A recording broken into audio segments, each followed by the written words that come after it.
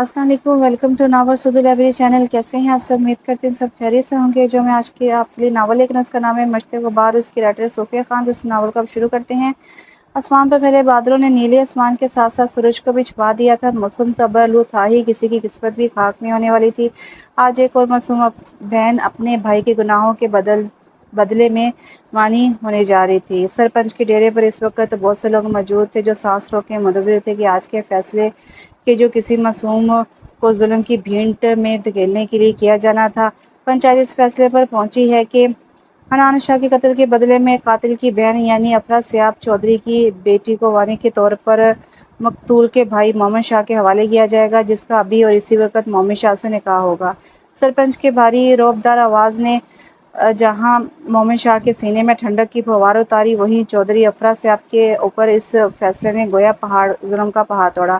آج پھر ایک بہن کو بھائی پر قربان ہونا تھا۔ بھائی کی زندگی بچانے کے لیے اسے اپنی معصوم جان پہ ظلم و ستم کے پہاڑ ٹوٹتے دکھنے تھے۔ میری بچی پر رحم کرے سرپنچ جی، اس کا کیا قصور ہے؟ آپ میرے بیٹے کو قتل کر دے، قتل کے بدلے قتل۔ چودھری افراسیاب نے ان کے آگے رحم کی اپیل کی۔ نہیں چودھری صاحب، نہیں چودھری افراسیاب، مجھے قتل کے بدلے قتل نہیں بلکہ وانی چاہیے۔ ان کی آنکھوں میں بیٹی کی محبت اور اسے کھونے کی طرف دیکھتے کب سے خاموش بیٹھا مومن شاہ چلایا۔ ابھی تو میری بچی بہت چھوٹی ہے، آپ 2 سال بعد اس کے 18 سال کے ہوتے ہی نکاح کر لیجیے گا شاہ صاحب، وہ میرے پاس آپ کی امانت ہوگی۔ چودھری افراسیاب نے اس کے سامنے التجا کی۔ آج اور ابھی کا مطلب ابھی؟ میں تمہیں 2 دن نہ دوں اور تم 2 سال کی بات کر رہے ہو؟ اگر تم 1 گھنٹے کے اندر لڑکی کو لے کر ادھر نہیں آئے تو میں خود تمہارے گھر میں گھس کر اٹھا لاؤں گا اسے۔ مومن شاہ نے غضبناک آواز میں کہا، ایسا ظلم نہ کرے، اگر حقیقت کچھ اور نکلے تو آپ معافی بھی نہ مانگ سکیں۔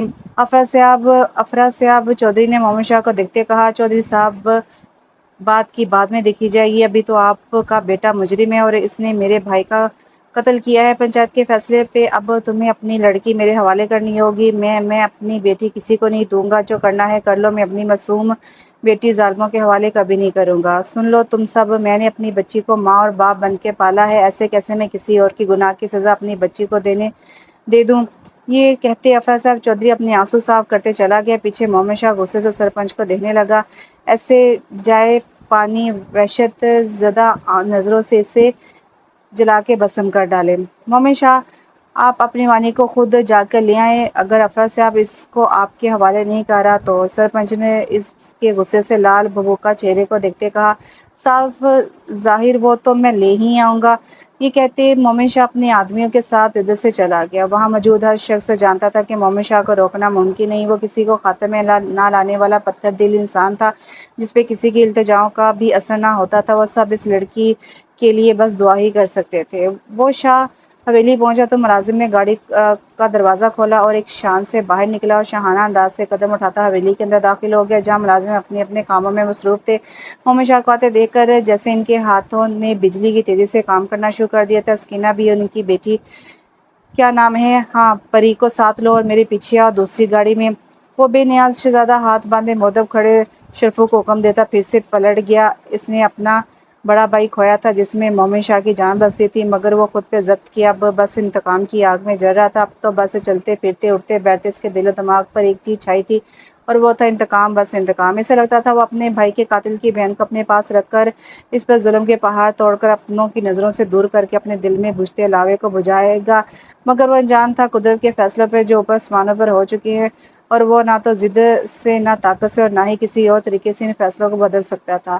ابھی وہ کچھ جس نفرت اور انتقام کی آگ میں جل رہا تھا وہی اس پہ الٹے پڑنے والے تھے۔ بلیک مسٹرزی اپنی منزل کی طرف روا تھی، اس کے پیچھے محافظوں کی گاڑیاں بھی پیچھے غبار چھوڑتی جا رہی تھی۔ بلیک مسٹرزی یکدم ایک خوبصورت گھر کے سامنے رکی۔ یہ گھر نہ اتنا بڑا تھا نہ چھوٹا، مگر اپنے مالکوں کی ذوق کا منہ بولتا ثبوت تھا۔ بلیک کلر کی قمیص شلوار میں ملبوس، کندھوں پر بڑی سی بری شال ڈالے وہ گاڑی سے باہر نکلا اور قدم گاڑی کے دروازے کی طرف بڑھائے۔ اس کے باہر نکلتی اس کے محافظ بھی بندوق تانے چاقو چوبند اس کے پیچھے چل دیے۔ گارڈ نے انہیں روکنے کی کوشش کی تو شرفوں نے اس کے اوپر پسٹل تانے اسے خاموش کروا دیا، جبکہ وہ شانے بے نیازی سے گھر کے اندر داخل ہو گیا۔ کدھر لے کر جا رہے ہو ہماری امانت کو؟ افراد صاحب ہم نے سوچا آپ کو زحمت ہوگی، اس لیے مومن شاہ بذات خود چل کر اپنی امانت لینے آئے ہیں۔ چہرے پر چٹانوں سی سختی لیے وہ قدم قدم چلتے افراد صاحب کے قریب آئے۔ افراد صاحب جو بیٹی کا بازو پکڑے گھر کی پچھلے سائڈ کی طرف جانے ہی لگا تھا، مومن شاہ کی آواز سن کر ایک دم رکا۔ دیکھو مومن شاہ، میری بیٹی نے تمہارا کچھ نہیں بگاڑا، تم اسے مت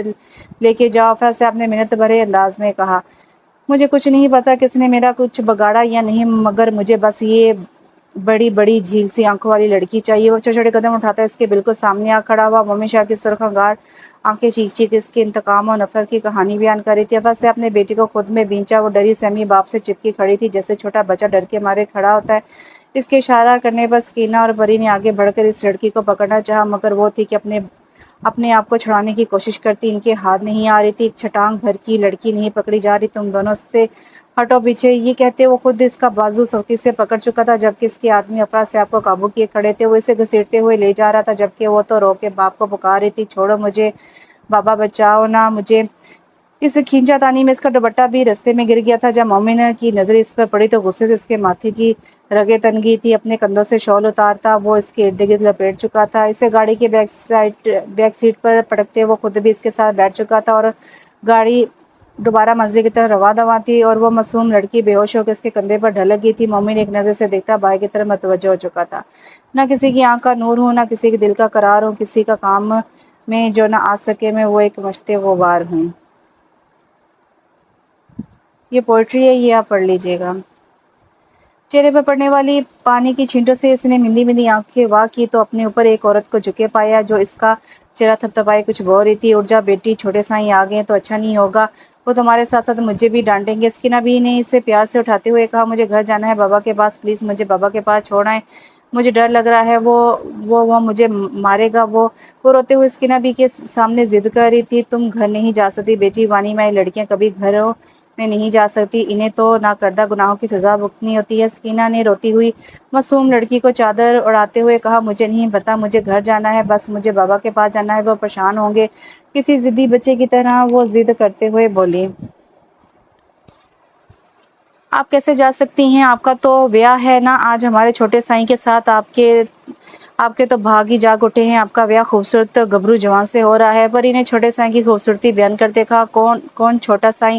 وہ ہلکاتے ہوئے پوچھ رہی تھی۔ مومن سائیں کی بات کر رہی ہوں، جو آپ کو لے کر آئے ہیں، وہ بہت اچھے ہیں۔ پر پری نے مومن کی تعریف کرتے اس کے کملائے چہرے کو دیکھا، نہیں وہ بہت برے ہیں، وہ مجھے زبردستی لے کے آئے ہیں، وہ اچھے نہیں ہیں، صرف برا نہیں بہت برا ہوں، اگر میری بات نہ مانی تو اس سے بھی برا بننے میں بھی دیر نہیں لگاؤں گا۔ دروازے میں کھڑے اس مومن شاہ نے کہا، ڈر کے مارے اس نے پاس کھڑی سکینہ بی کو پکڑ لیا، اس کو باہر لے کر آ جاؤ نکاح کے لیے، اور ہاں اچھی طرح سمجھا کے لانا۔ سکینہ بی کو حکم دیتا وہ وہاں سے چلا گیا۔ سنو بیٹی، اگر مولوی صاحب کچھ پوچھے تو تم نے کہنا ہے قبول ہے، پھر ہی تم گھر جا سکو گے۔ سکینہ بی نے اس ڈری سہمی لڑکی کو کہا، ہاں میں سب کر لوں گی، بس مجھے گھر جانے دو۔ وہ گھر جانے کی خوشی میں جلدی جلدی بولی، اس بات سے انجان کہ وہ اپنی قید کے پروانے پر مہر ثبت کرنے جا رہی تھی، کسی بے بس پرندے کی طرح سونے کے پنجرے میں قید ہونے جا رہی تھی۔ کھڑکیاں تو ہیں مگر بند۔ سکینہ اسے لے کر باہر آئی اور صوفے پر بٹھا کے ساتھ مؤدب انداز میں کھڑی ہو گئی۔ مومن شاہ نے جو چادر اس سے اڑائی تھی اب بھی وہ اسی کو اوڑھے منہ ڈھانپے کوئی چھوٹی سی بچی لگ رہی تھی، ڈری سہمی سی۔ مومن کے اشارے پر مولوی صاحب نے نکاح شروع کروایا۔ قلب افراد صاحب کہ مولوی صاحب ابھی کچھ کام باقی ہیں جن کا پہلے ہو جانا بہت ضروری ہے۔ پیچھے سے آنے والی رعبدار آواز پہ سب نے نظریں گھما کے آنے والی شخصیت کو دیکھا تھا۔ مومن، میں چاہتا ہوں کہ ان کاغذات پہ تمہارے نکاح سے پہلے سائن ہو جانے چاہیے۔ وہ اب کالی شلوار قمیض ملبوس، کندھوں پر چادر ڈالے، وجاہت کا شکار، آنکھوں میں سرد پن لیے اپنے بیٹے سے مخاطب تھے۔ کیسے کاغذات؟ مومن شاہ نے باپ کے سامنے آتے پوچھا۔ وکیل صاحب لائیے کاغذات۔ ان کے کہنے پر وکیل نے کاغذات کی ایک کاپی نے تھما دی۔ جائیداد کے کاغذات ہم نے حویلی اس لڑکی کے نام اور باقی جائیداد تمہارے نام کر دی ہے۔ حیدر شاہ ایسے کہا جیسے یہ کوئی عام سی بات ہو۔ بابا سائیں، یہ سب کیا ہے؟ وہ لڑکی ہے، وانی میں آئی ہے، اور پھر ساری جائیداد میرے ہی نام کیوں؟ میرے بھائی کی بیوہ اور بچہ بھی تو ہے۔ وہ چہرے پر حیرت لیے بولا، تم نے اگر ان سب کاغذات پر سائن کر دیے تو ٹھیک، نہیں تو ہم حنان کے والد ہونے کے ناطے خون معاف کرنے کا اختیار بھی رکھتے ہیں، اور پھر یہ لڑکی بھی تو وانی ہو کر تمہارے نکاح میں نہیں آئے گی۔ وہ دھمکی امیز لہجے میں کہتے کاغذ سے پکڑا چکے تھے، جبکہ مومن شاہ نے حیران نظروں سے باپ کو دیکھ رہا تھا کہ آخر انہیں جائیداد اس کے نام کرنے کی اتنی کیا جلدی ہے؟ آخر کیا وجہ ہے جو انہیں یہ سب کرنے پر مجبور کر رہی ہے؟ وہ نان کی بیوہ اور بیٹے جو बेटे को क्यों नहीं कुछ देना चाहते। वो सोच में पड़ गया था, ना भाई का इंतकाम लिए बिना रह सकता था, ना ही बेवा भाभी और भतीजे के साथ नाइंसाफ़ी होते देख सकता था। आखिरकार वो एक नतीजे पर पहुंच गया था। वो जानता था कि अब इससे क्या करना है। इसने साइन करके पेपर हैदर शाह को पकड़ा दी। अब इजाज़त है मेरा निकाह हो जाए। इसने बाप को देखते हुए पूछा, अब निकाह पढ़ाइए मौलवी साहब। हैदर शाह ने मौलवी साहब को कहा, कल्बे अफरा साहब, आपका निकाह मोमिन हैदर शाह से हक मेहर राजतुल वक़्त तय पाए कि आपको कबूल है। कबूल है। इसकी मुंह से घुटी घुटी सिसकियाँ निकली थी और आवाज़ जैसे हलक से निकलना मुश्किल हो गया था। मगर इसे ये सब कबूल करना था। इसे अपने घर तो जाना था ना। मगर इसे ही खबर ही ना थी कि ये तो इसे बहलाने के लिए बोला गया था। वानी होने वाली लड़कियां भला कहाँ अपने माँ बाप के घर जाती हैं। 3 बार कबूल बोलकर वो अपना जुमला हुकूक इसके नाम लिखवा चुकी थी। मोमिन शाह ने भी इससे कबूल है कहा जैसे कोई बोझ हो और जल्द से जल्द इसे उतार फेंका हो। चलो अब हवेली। सबके जाने के बाद वो कलब ना उठते हुए बोला, मगर आपने बोला था कि हमें बाबा के पास छोड़ आएंगे, मुझे किसी हवेली नहीं जाना। वो सर को दाएं बाएं घुमाते हुए बोली, तुम्हें कहाँ जाना है, कहाँ क्या खाना है पीना है, सब मेरी मर्ज़ी से होगा। तुम मोमिन शाह की मलकियत हो, तुम सांस भी मेरी मर्ज़ी से लोगे। अब समझी, ये मैं तय करूँगा तुम्हें क्या करना है क्या नहीं। गज़बनाक तेवर ली वो मासूम सी लड़की को बोला, जिसका शायद इसे नाम ही नहीं पता था। निकाह के वक्त भी इसने गौर नहीं किया। कोई दिलचस्पी जो नहीं थी, इससे सिर्फ इंतकाम लेना था। डरी सहमी लड़की को बाजू से पकड़ते वो आगे बढ़ा। वो भी किसी कट्टी पतंग की तरह इसके साथ घसीटती चली गई। मोमिन शाह के कल्ब को ले जाने बाद अफरा साहब चौधरी ज़मीन पर बैठता चला गया। आज इसने अपनी जान से प्यारी बेटी भी खो दी थी और बेटा तो जाने जुर्म करके गायब ही हो गया था। इसके अपने इसे दिलासा देने की बजाय तमाशे बने खड़े थे। ऐसा ही तो हो रहा है, हम तकलीफ में हों, दुख में हों और हमारे अपने बस चुपचाप खामोश तमाशे बने हमारी हालत ज़ार पर मुस्कुराते और आवाज़ें देते नजर आते हैं। और शायद चंद एक लोग अपनों का दर्द महसूस भी कर लेते हैं। सब लोग जो मोमिन शाह की गाड़ियों और मुहावजों को देखकर अपने अपने कमरों में बंद हो गए थे, आप बाहर खड़े सरगोशियाँ करने में मसरूफ़ हो गए थे। भाई बस करे, जो खुदा का मंजूर था। शायद हमारी कल्ब की किस्मत में ही ऐसी थी। आप बस दुआ करें कि वहाँ से कोई नुकसान ना पहुँचे। अफरा साहब के भाई ने सिर उठाते तसल्ली दी। ज़हरा भाई जान के लिए पानी लाओ। उन्होंने अपनी बीवी को पानी लाने को कहा। आलीशान सुर्ख रंगी हवेली पूरी शान के साथ सामने खड़ी। यहाँ बसने वालों का शहाना तर्ज ज़िंदगी का मकबूलता सबूत था। ब्लैक मर्सिडीज़ के रुकते ही बाकी तमाम गाड़ियां भी यकबार दीगर हवेली के बड़े से पोर्च में आकर रुकी। मोमिन शाह गाड़ी से निकला और खींचकर सिसकती हुई कल्ब को भी बाहर निकाला। फिर इसे लिए हवेली के अंदरूनी हिस्से की जानिब बढ़ा। बहुत सी राहदारियां पार करते करते बड़े बड़े कमरों के सामने से गुजरते हुए एक बड़े से हाल में आकर रुका, जहाँ सामने मसहरी पर एक देर उम्र खातून बैठी किसी तस्वीर को सीने से लगाए आंसू बहा रही थी।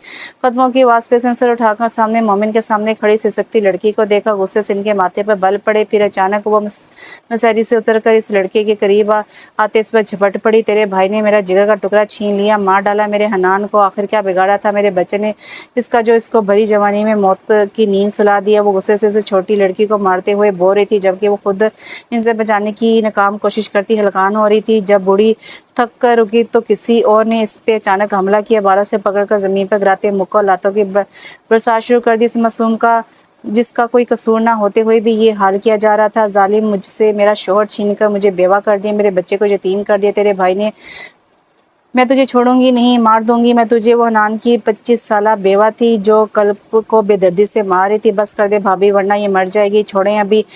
अब आपका गुस्सा उतर गया हो तो अम्मा जान और आप आज के बाद इसे कुछ नहीं कहेंगी, मैं खुद देख लूँगा। वो दर्द से दोहरी होती कल्ब को उठाते बोला। फिर तकरीबन घसीटते हुए अपने कमरे की तरफ चल पड़ा। परी को आवाज़ दे बुलाया। जी साहब। परी हामती कामती इसके कमरे में आई। इसकी मरहम पट्टी कर देना, आज के बाद मैं हवेली से बाहर हूँ तो तुम इसके साथ रहोगी। वो बेनियाजी से कहता कमरे से बाहर चला गया। कल्ब बीबी, ज़्यादा दर्द हो रहा है क्या? कितना मारा आपको? समिया बीबी ने बहुत बुरा किया आपके साथ। वो तो मुलाजमों को भी ऐसे ही मारती हैं, ज़रा रहम नहीं है इनमें।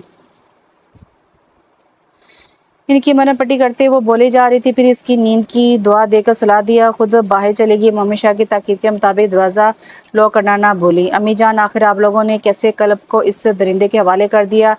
राफे जो अभी अभी लौटा था, ये सुनकर कल्ब को वानी करके मोमिन शाह के ले गया है। वो अंगारों पर लूट रहा था। अब भी माँ के सामने खड़ा गुस्से से इनसे पूछ रहा था, तुम क्यों इस तरह गुस्सा कर रहे हो? तुम्हारा क्या इसके भाई के गुनाह की सजा मिली है इसे?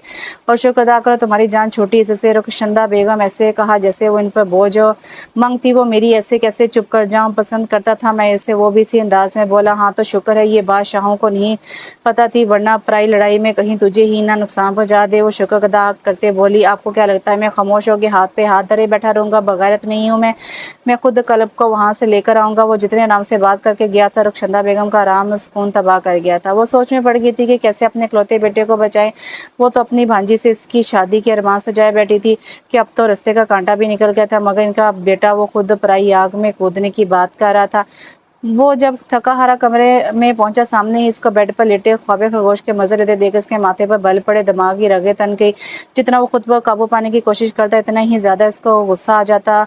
अब भी ऐसा ही हुआ। बाबा मुझे आपके पास जाना है। वो नींद में बोल रही थी। इसके चेहरे पर दर्द के आसार वाज़ह थे। मारने की वजह से इसकी आंखों के नीचे नील पड़ चुके थे। इसका नींद में भी बाप को पुकारना जल्दी पर तेल का काम कर गया था। वो कड़े तेवर लिए इसकी तरफ बड़ा, कम्फर्ट खींच के उतार फेंका।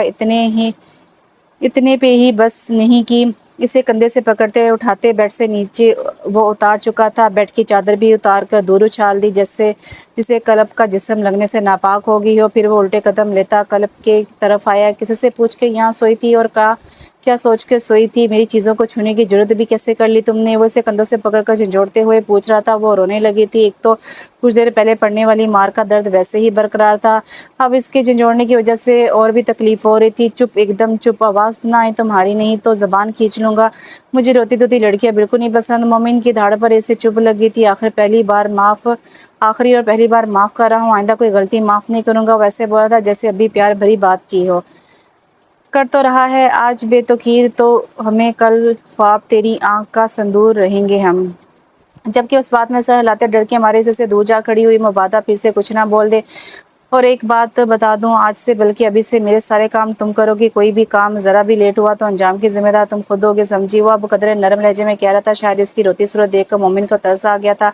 मैं वो अड़कते हुए पूछने लगी, जैसे जैसे इसके अलावा भी कोई और हो, इससे कहा गया हो। हाँ क्यों, तुम्हारे अलावा कमरे में कोई और भी है क्या? मोमिन ने आंखें दिखाते सवाल किया। नहीं नहीं तो कल्ब ने थूक निकला। शरफू परी ऊपर भेजो मेरे कमरे में। शरफू को हुक्म देते वो फ़ोन कान से हटाते जेब में रख चुका था। अभी 2 मिनट ही गुजरे थे कि परी इनके सामने खड़ी थी। जी साहब जी, आपने बुलाया? वो मोहतब अंदाज से सर झुकाए खड़ी थी। हाँ, अपनी बीवी जी को मेरा सारा काम समझा दो और हाँ कुछ खाने को भी दे दो। जी साहब जी, मैं बता देती हूँ। चले बीवी जी, मैं आपको सब काम समझा दूँ। मोमिन को जवाब देते वो परी से मुखातिब हुई। मोमिन भी कमरे से निकल गया। चले मैं आपको हवेली दिखाऊं, बहुत बड़ी और प्यारी हवेली है शाहों की। परी एक बहुत ही बातूनी 19-20 बरस की लड़की थी। वो कल्ब से भी इंतहाई प्यार और मान से पेश आ रही थी, जैसे वो भी बाकी वेलों की तरह इसकी नज़र में अहम हो। ए लड़की, कहाँ ले जा रही हो इसमें मनूस को? सामिया जो सफ़ेद जोड़े में मलबूस अम्मा साहब के कमरे में जा रही थी, इनको देकर बोली। वो साहब जी ने बोला है कि इनको काम समझा दूँ, इनका और खाना भी दे दूँ। परी ने मनो ऐन मोमिन का हुक्म इसे सुना डाला। हाँ हाँ ले जाओ, फिर पूरे घर का काम भी बता देना, ये भी तुम्हारे साथ ही काम करेगी। आखिर को मुफ्त की रोटियां थोड़ी तोड़ने देंगे इसको। वो नफरत से कहती है अम्मा साहब की मसरी की तरफ बढ़ गई। पता नहीं खुद को समझती क्या है ये, जैसे बाकी सब तो हैं ही कीड़े मकोड़े इनके सामने। परी बड़बड़ाती, ये ले आप बिरयानी खा लें जल्दी से, नहीं तो फिर से आ जाएंगी। वो बिरयानी की प्लेट इसकी तरफ बढ़ाते हुए वो बोली, भाईजान की मौत का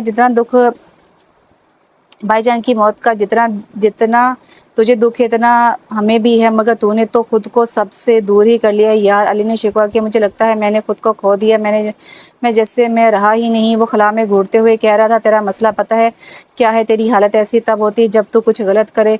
मैं तुझे अच्छी तरह जानता हूँ। अली इसके कद्दों पर हाथ रखते हुए पराई से बोला। भाई का इंतकाम लेते मैं इधर जा पहुंचा जहाँ शायद मुझे नहीं जाना चाहिए था, और भाई के कातिल की बहन को बीवी बना बैठा। कल जब अम्मा और भाभी से मार रही थी, पहले तो मैं बुत बना तमाशा देखता रहा, फिर एक लम्हे में मुझे वो सब बुरा लगा। इस तमाशे से मेरा दिल उचाट हो गया। हालांकि मैं ये तो चाहता था कि इसको दर्द हो, वो तड़पे और मुझे सुकून मिले, मगर ऐसा हुआ नहीं। ये सब कहते वो 27 साल मिचौर, मगरूर और सर्द रवैया रखने वाला मोमिन लग ही नहीं रहा था। बस तू ठंडे दिमाग से बैठकर खुद सोच के आखिर इस लड़की का क्या कसूर? इसने तेरा कुछ नहीं बिगाड़ा, फिर इसके साथ ही ये सब क्यों? میں کیا کروں، جب جب میں اس لڑکی کو اپنے سامنے دیکھتا ہوں مجھے اس سے نفرت ہونے لگتی ہے، مجھے غصہ آتا ہے اس پہ، اسے دیکھ کر مجھے بھائی جان کی یاد آ جاتی ہے، پھر مجھے اتنا یاد رہتا ہے کہ وہ میرے بھائی کے قاتل کی بہن ہے۔ خود پہ کنٹرول کر مومن، کیا پتا تجھے کبھی پتہ چلے تیرے بھائی کا قتل اس کے بھائی نے نہیں کسی اور نے کیا ہے، تو تب کیا کرے گا؟ ایک بے گناہ پر ظلم کے پہاڑ نہ توڑ کے سچائی سامنے آنے پر تو خود سے ہی نظر ملانے کے قابل نہ رہے۔ علی نے اس کی آنکھوں میں جھانکتے کہا۔ ایک پل میں اس کی آنکھوں میں خون اترا۔ وہی ہے میرے بھائی کا قاتل، کیونکہ صرف وہی تھا، اس وقت کوئی اور تھا ہی نہیں۔ اور اگر اس نے خون نہیں کیا میرے بھائی کا تو غائب کیوں ہے؟ آخر فرار کیوں ہو گیا؟ سامنا کرتا نہ؟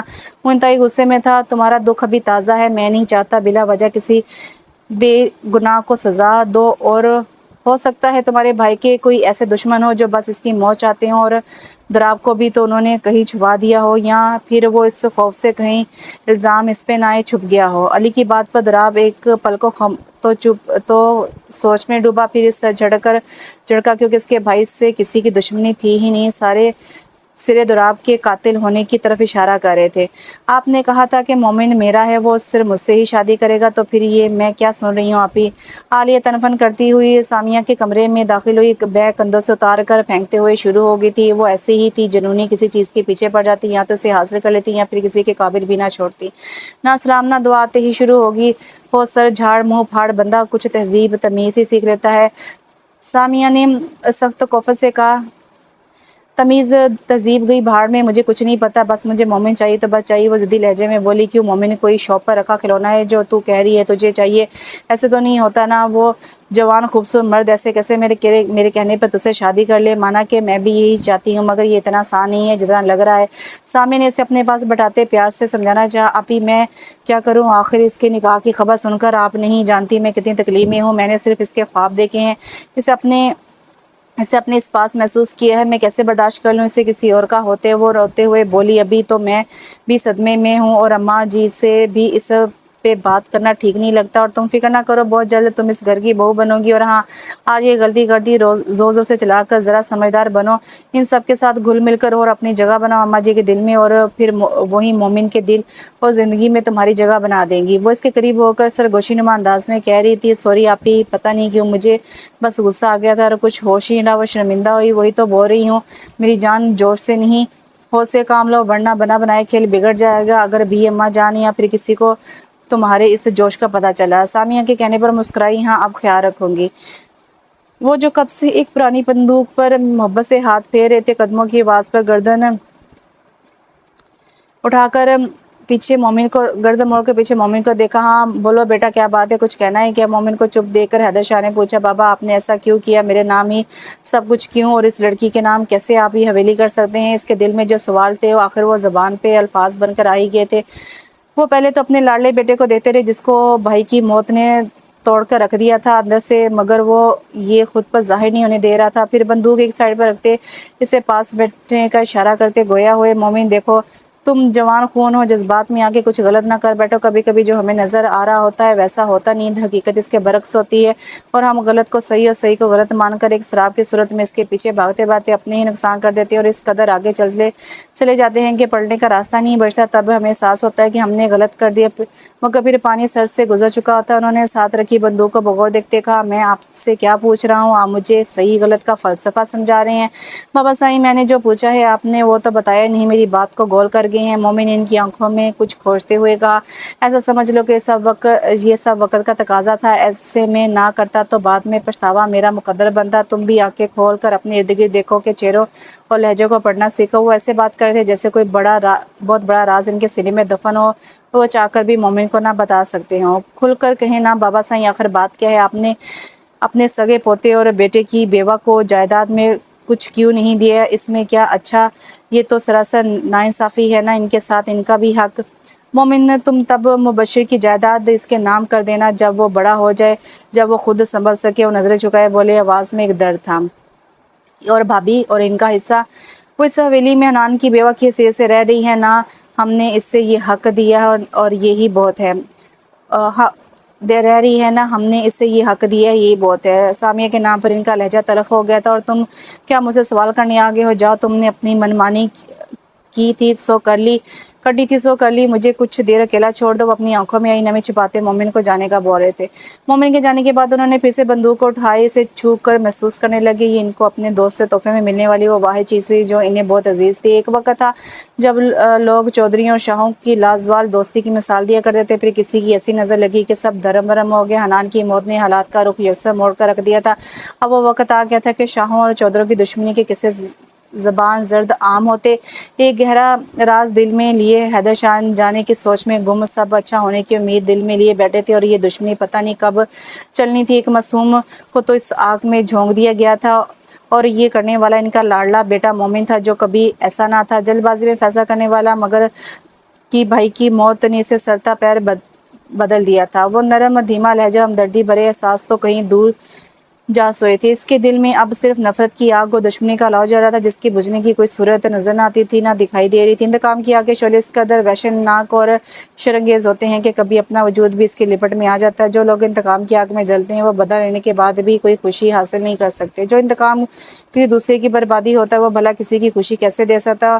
اور انتقام کی آگ میں جلتے انسان اکثر ہی اپنا نقصان کر دیا کرتے ہیں۔ اب مومن شاہ کے ساتھ آگے کیا ہونے والا تھا یہ تو آنے والا وقت ہی بتا سکتا تھا۔ سر پر اوڑھی شال اب سر کر کندھوں پر ڈھلک گئی تھی۔ وہ جھکی کچن میں صفائی کرنے میں مگن گردنواز سے بے خبر کھڑی تھی، جبکہ لمبے سیاہ ریشمی بال کمر پر آبشار کی صورت میں بکھرے تھے۔ وہ جو پانی پینے آیا تھا کچن کے دروازے پر ٹھٹک کر رکا، وہ جو لڑکیوں کو نظر اٹھا کر دیکھنے کا بھی روادار نہ تھا، آج اسے جانے کون سا جذبہ روکنے پر مجبور کر گیا تھا۔ وہ اسے دیکھنے میں ایسا محور تھا کہ یہ بھی نہ یاد رہا کہ آیا کس کام سے آیا تھا۔ پری اب اس کا کیا کرنا ہے؟ وہ مڑتے ہوئے پری سے بولی جو کب کی جا چکی تھی۔ پھر سامنے کھڑے شخص کو دیکھ کے خوف کے سائے چہرے پر لڑائے شال کا ہوش آیا تو جلدی سے کندھوں سے شال کو سر پہ لپیٹا۔ اب وہ خود کو ڈھانپ چکی تھی۔ اس کی آواز سنتے وہ بھی ہوش میں آیا تھا، اور پھر نظروں کا زاویہ بدلتے وہ اب پانی کی بوتل منہ سے لگائے کھڑا تھا۔ پانی پیتے وہ کچھ بھی کہے بغیر اپنے روم کی طرف بڑھ گیا، جس کے جاتے ہی وہ دوبارہ اپنے کام میں مگن ہوگی۔ وقار جو کچن کے سامنے سے ہی گزر رہا تھا، ایک لڑکی کو کام کرتے دیکھ رکا اور الٹے قدم پیچھے لیتا کچن کے اندر داخل ہو گیا۔ ارے واہ، کیا ملازمہ رکھی ہے حویلی والوں نے! ان لوگوں کی تو قسمت ہی اچھی ہے کہ ملازمائیں بھی ان کو خوبصورت ملتی ہیں، اور ایک ہم ہے کہ وہ کمینگی سے دل پر ہاتھ رکھے کلب کو غلیظ نظروں سے دیکھ کر کہہ رہا تھا، جبکہ اس کے اس طرح دیکھنے پر کلب کو بہت برا محسوس ہوا تھا، اور اس کا ملازمہ کہنا اسے احساس کمتری میں مبتلا کر گیا تھا۔ وہ خباثت سے کہتا کلب کی طرف بڑھا اور ایک ہی چست میں اس کی کلائی تھام لی۔ چھوڑو چھوڑو مجھے! وہ اپنی کلائی چھڑانے کی کوشش کرنے لگی۔ اور اگر نہ چھوڑوں تو کیا کرو گی؟ ہاں، کلائی پر گرفت بڑی تھی، وہ درد سے بلبلا اٹھی تھی، دبی دبی سسکیاں اس کے منہ سے نکلی تھیں، آنسو پلکوں کی بات توڑ کر گالوں پر لڑک کے جانے میں رو کیوں رہی ہو؟ میں نے تو کچھ کہا نہیں ابھی تک، وہ کمینگی سے کہتا دوسرے ہاتھ سے اس کے گال پر موجود آنسو صاف کرنے لگا۔ کلب نے چہرہ موڑ لیا۔ ذلیل انسان، چھوڑو مجھے! اس نے ایک بار پھر سے خود کو چھڑانے کی کوشش کی۔ لو چھوڑ دیا، تم بھی اس حویلی میں ہو اور میں بھی، دیکھتے ہیں کب تک بچ پاؤ گی مجھ سے۔ اس کی کلائی چھوڑتے وہ خباثت سے بولا۔ آزاد ہوتے وہ وہاں سے بھاگتی چلی گئی، مومن کے کمرے میں جا کے جھٹ سے دروازہ بند کرتے مڑی۔ آنسو آنکھوں سے بے اختیار نکل کر گالوں کو بھگو رہے تھے۔ وہ جو ٹاول سے گیلے بالوں کو رگڑ رہا تھا اچانک اس کے اس طرح ڈرے سہمے انداز میں روم کے اندر داخل ہونے پر سوال کرتا، وہ اسے سوچنے سمجھنے کے موقع دیے بغیر اس کے چوڑے سینے سے لگی مومن شاہ کے جسم میں کرنٹ سا دوڑ گیا۔ اس کے اچانک اس انداز پہ اب یہ حالت تھی کہ وہ اس کے سینے سے لگی کانپ رہی تھی، جبکہ وہ ہکا بکا اس کے ڈر سے کانپتے وجود کو دیکھ رہا تھا۔ ایک بار ہاتھ بڑھا کر اسے خود سے دور کرنا چاہا، مگر پھر ہاتھ روک لیا۔ کیا ہوا؟ کیوں رو رہی ہو؟ اس کو ہلتے نہ دیکھ کر وہ پوچھ بیٹھا۔ اس کی آواز سنتے وہ ہوش میں آئی تھی، پھر اچانک نظر اٹھا کر مومن کو دیکھا۔ اپنی پوزیشن کا خیال آتی وہ فوراً سے دور ہوئی۔ بولو، اب کیا گونگی ہو گئی ہو؟ کلب کو نہ بولتے دیکھ کر اس نے پھر سے پوچھا۔ وہ بتانے لگی تھی، پھر خیال آیا کہ کہیں اس پہ بھی اس سے ہی نہ مار پڑ جائے۔ چپ ہو گئی۔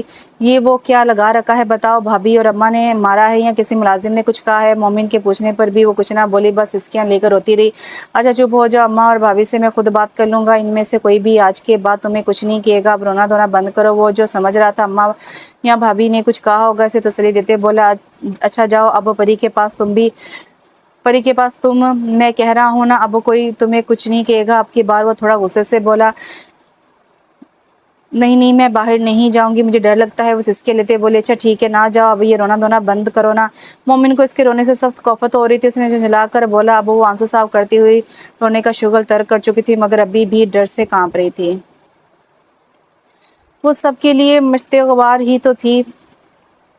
بابا کے گھر چاچی کا ڈر اور مار کیا کم تھا جو ادھر آ کر یہ ظلم رونا تو جیسے اس کی قسمت میں لکھ دیا گیا تھا، وہ بابا کے گھر بھی چاچی کی نفرت کا نشانہ بنی رہی۔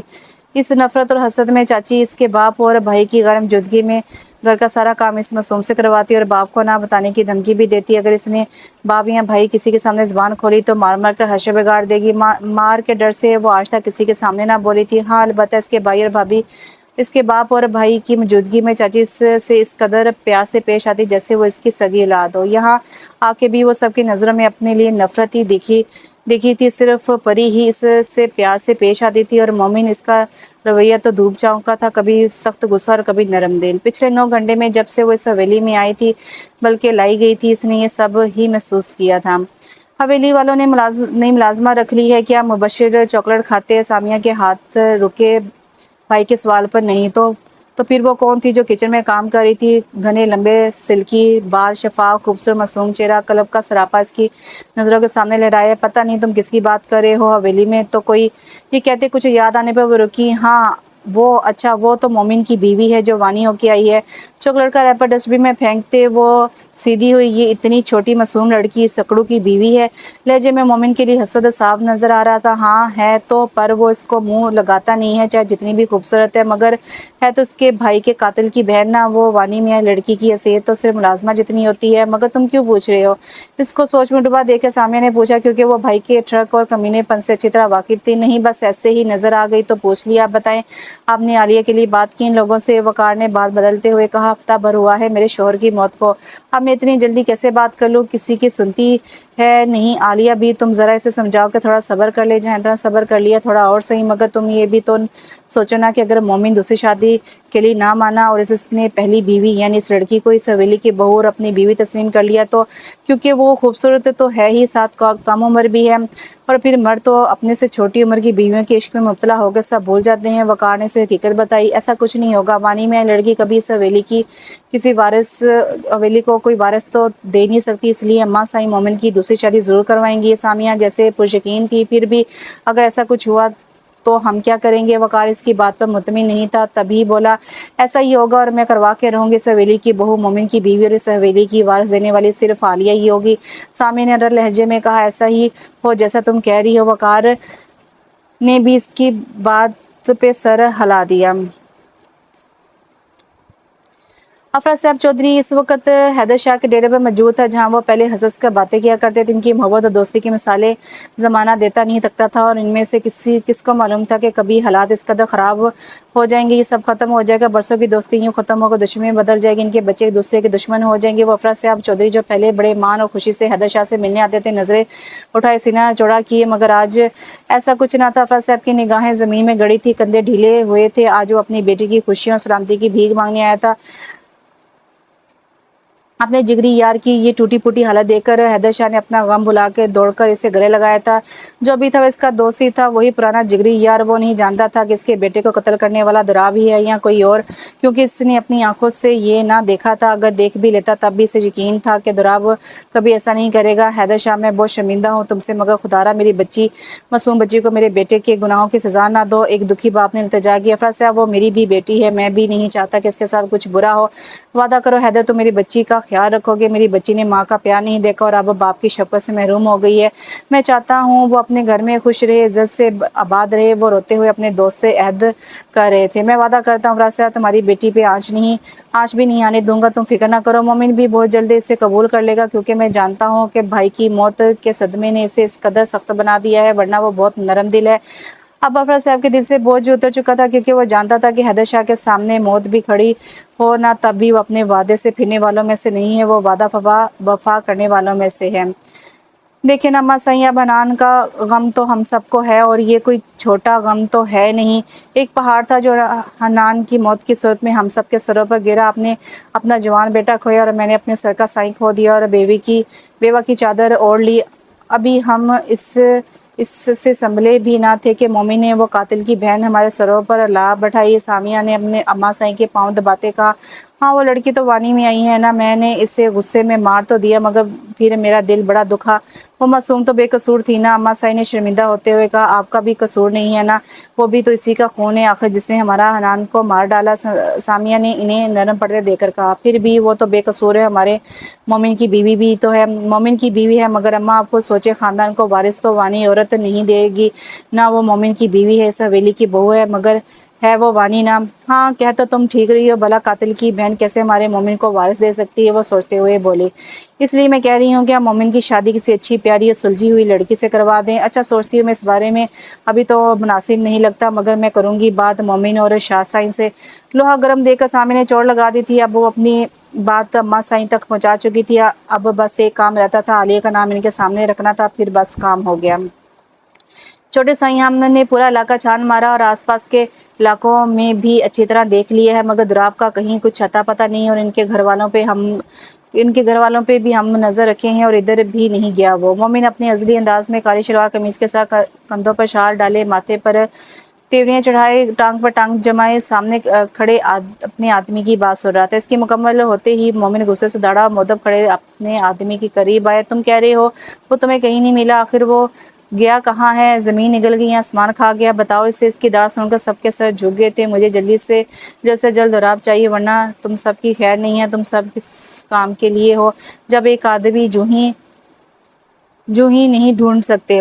یہ کہتے وہ اپنی بلیک مسٹڈی کی طرف بڑھا اور زن سے اسے بگا کر لے گیا، اور کسی کو بھی اپنے پیچھے نہ آنے کی تاکید کرنا وہ نہیں بولا تھا۔ حویلی پہنچتے گاڑی سے اترتا حویلی کے اندرونی حصے کی طرف بڑھا، اس کی آنکھوں میں اس وقت خون اترا تھا، شدید غصے میں وہ خود ہی کنٹرول ہی نہیں کر پا رہا تھا۔ وہ سیڑھیاں چڑھتا اپنے کمرے کی طرف بڑھا، دھاڑ کی آواز سے کمرے کا دروازہ کھولا، وہ جو کمرے میں کھڑکیوں کے پردے برابر کر رہی تھی، اس سے اچانک آنے والے طوفان پر پلٹی۔ وہ غضبناک تیور لیے اس کی جانب بڑھا، خوف سے وہ خود میں سمٹی۔ تم پل پل تڑپو گی، تمہیں اس درد سے روشناس کرواؤں گا جو میں اپنے بھائی کو کھونے پر محسوس کر رہا ہوں۔ تم تڑپو گی، رو گی، مگر میں رحم نہیں کروں گا۔ کسی کو کھونے کی تکلیف کیا ہوتی ہے یہ میں تمہیں اور تمہارے گھر والوں کو بتاؤں گا۔ اس کے بالوں کو مٹھی سے جگڑتے اس کا چہرہ اوپر کرتے، وحشت زدہ آنکھیں اس کی جھیل سی آنکھوں میں گاڑتے ہوئے اس نے کہا۔ وہ ڈری سہمی معصوم لڑکی شاہ کی گرم سانسیں اپنے چہرے پہ محسوس کر سکتی تھی۔ اب بالوں پہ مضبوط گرفت کے باعث اس کی گردن اکڑ گئی تھی، جس میں درد کی اٹھتی ٹیسیں اسے دبی دبی سسکیاں لینے پر مجبور کر رہی تھی۔ چپ، ایک دم چپ، تمہاری آواز نہ آئے مجھے۔ دوسرے ہاتھ سے اس کا منہ دبوچتے ہوئے غرایا، آنسو ٹپ ٹپ اس کی آنکھوں سے بہہ نکلے، مگر پرواہ کیسے تھی؟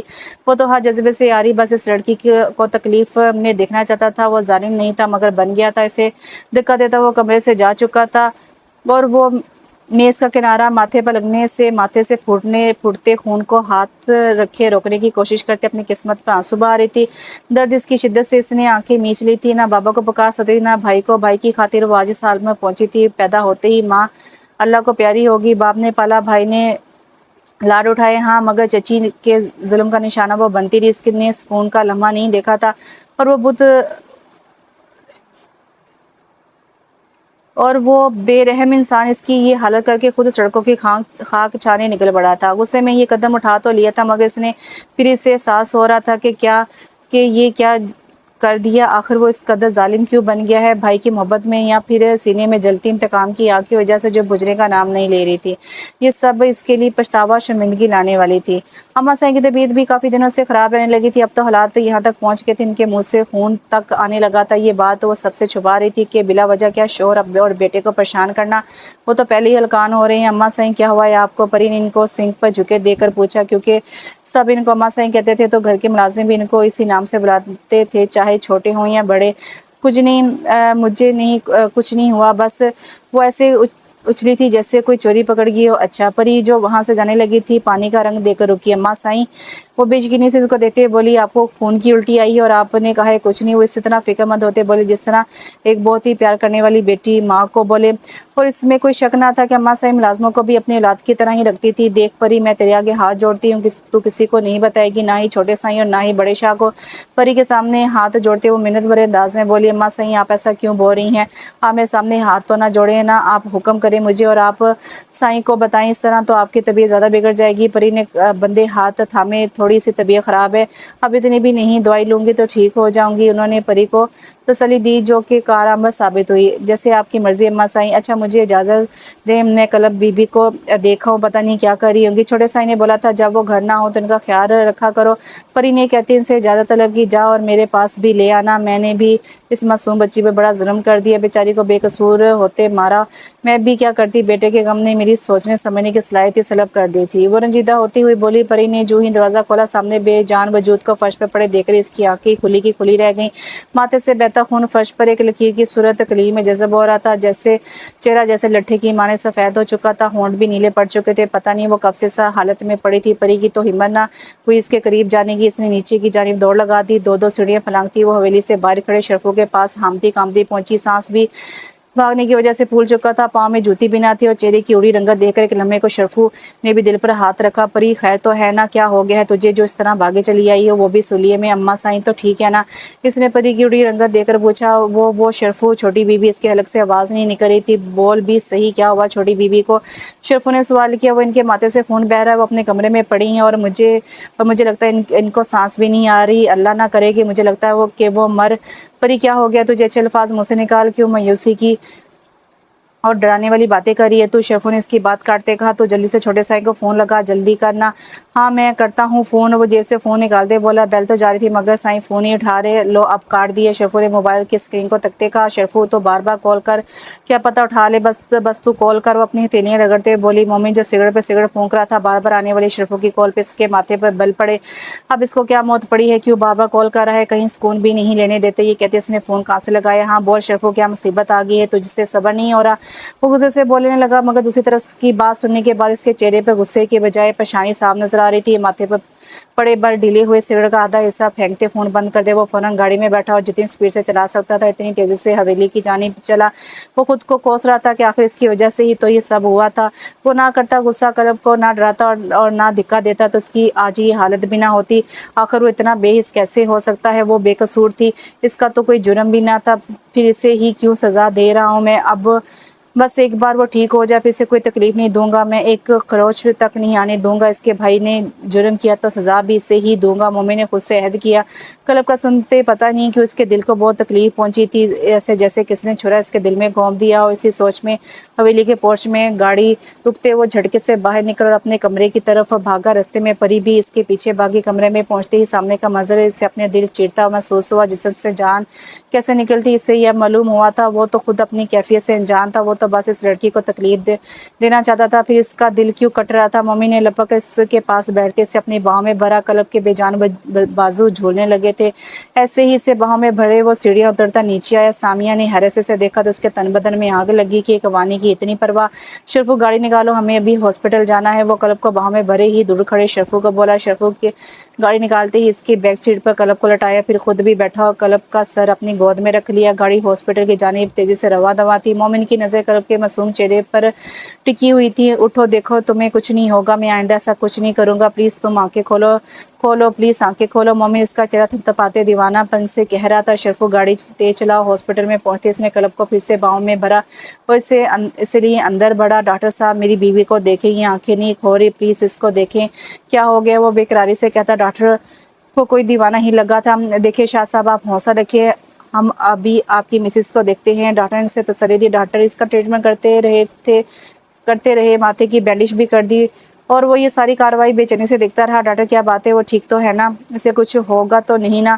ڈاکٹر کے قریب آتے ہی مومن نے بے چینی سے پوچھا۔ جی سب ٹھیک ہے، چوٹ تو گہری نہیں تھی، ہم نے بینڈیج کر دی، مگر مجھے لگتا ہے وہ مینٹلی سٹریس کی وجہ سے بے ہوش ہوئی ہے۔ آپ نے اچھا کیا انہیں وقت پر لے آئے ہیں، دعائیں لکھ دی ہیں، آپ انہیں وہ کھلائیں اور کسی طرح کے بھی سٹریس سے دور رکھیں۔ ڈاکٹر نے پیشہ ورانہ انداز سے اس کو ہدایت دی، پھر کلب کو لے کر حویلی آ گیا۔ کلب کو نیند کا انجیکشن دیا گیا تھا، اس وجہ سے وہ ابھی تک سوئی ہوئی تھی۔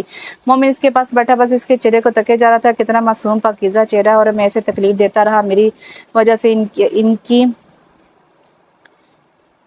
سے ان ہینی جیسی آنکھوں میں آنسو آئے۔ کلب کی آنکھوں کو انگلی سے چھوتے وہ خود سے بول رہا تھا۔ وہ نیند میں تھے جب گردن پر ٹھنڈی نوکدار چیز کے دباؤ کی وجہ سے اس کی آنکھ کھلی۔ اماں سائیں نیند کی دوائی لے کر سوتی تھی، جس کی وجہ سے آنے والے को कोई खतरा नहीं था। शायद वो पहले से ही बात जानता था, तब ही इसने इसलिए रात के इस पहर का इंतखाब किया था। बगैर चूचरा के सारे पेपर्स मेरे हवाले कर दो और इन पर साइन भी करो, वरना तुम जानते हो बुड्ढे के तुम्हारे साथ क्या हो सकता है। एक बेटा तो तुम खो ही चुके, बस तुम्हारा बस एक ही सहारा बाकी है जिसे तुम हरगिज़ खोना नहीं चाहोगे, और तुम्हारा पोता वो भी तो तुम्हें बहुत अजीज़ है। आखिरी निशानी जो है वो तुम्हारे बेटे की, यकीनन तुम इससे भी नहीं खोना चाहोगे। आने वाला इसकी गर्दन पर चाकू रखे बोल रहा था। हैदर शाह ने भी इसकी बात मानते सारे पेपर इसके हवाले किए, और जो कागज़ इसके हवाले किया गया इस पे भी साइन करके कागज़ इसको थमा दिया। आने वाले ने एक तंज़िया मुस्कुराहट पास की और जैसे चुपचाप आया था वैसे ही वापस चला गया। हैदर शाह पीछे अपना सर थाम कर रह गए।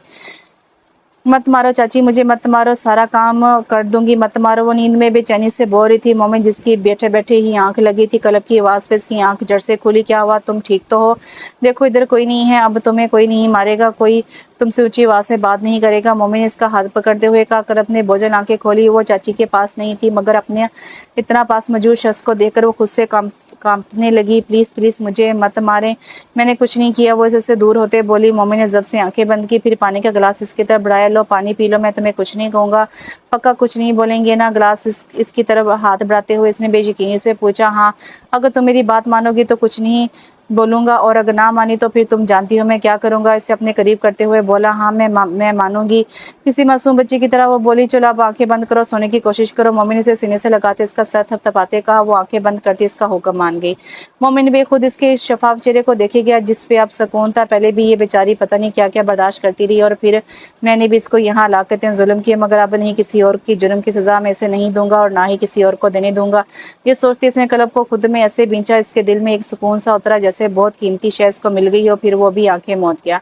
परी, तुम किसका खाना लेकर जा रही हो, और ये मोमिन नीचे क्यों नहीं आया खाना खाने? अम्मा साई ने बर्तनों में खाना सजाती परी से पूछा। अम्मा साई, वो रात कर बीबी की तबीयत बहुत ज़्यादा बिगड़ गई थी, वो बेहोश हो गई थी, तो छोटे साई ने अस्पताल ले गए थे। अभी भी उन्होंने कहा है कि इनका और कल बीबी का खाना ऊपर ले जाओ। परी ने ट्रे सजाते कहा। तुमने बताया क्यों नहीं है? मैं जाकर देख लेती हूँ बच्ची को, तुम भी ना हद करती हो। परी, तुम्हारी माँ स्किना तो इतनी लापरवाह कभी नहीं रही जितनी तुम हो। अम्मा साई ने परी को सुना डाली। पहले अपनी अदाओं से और मासूमियत से मोमिन को फंसा किया इस साइन ने, अब भी इसके आगे पीछे जाएंगी अम्मा साईं। सामिया के लफ्ज़ों में कलब के लिए झलकती नफरत वहाँ मौजूद सब लोगों ने महसूस की थी। वो मासूम क्यों उतने जुल्म बर्दाश्त करे, इसका क्या कसूर है? आखिर अम्मा साईं की आंखों में इसका मासूम चेहरा गुमा होगी। वो मासूम बेगुनाह और बच्ची, मगर आप सब ये क्यों भूल जाते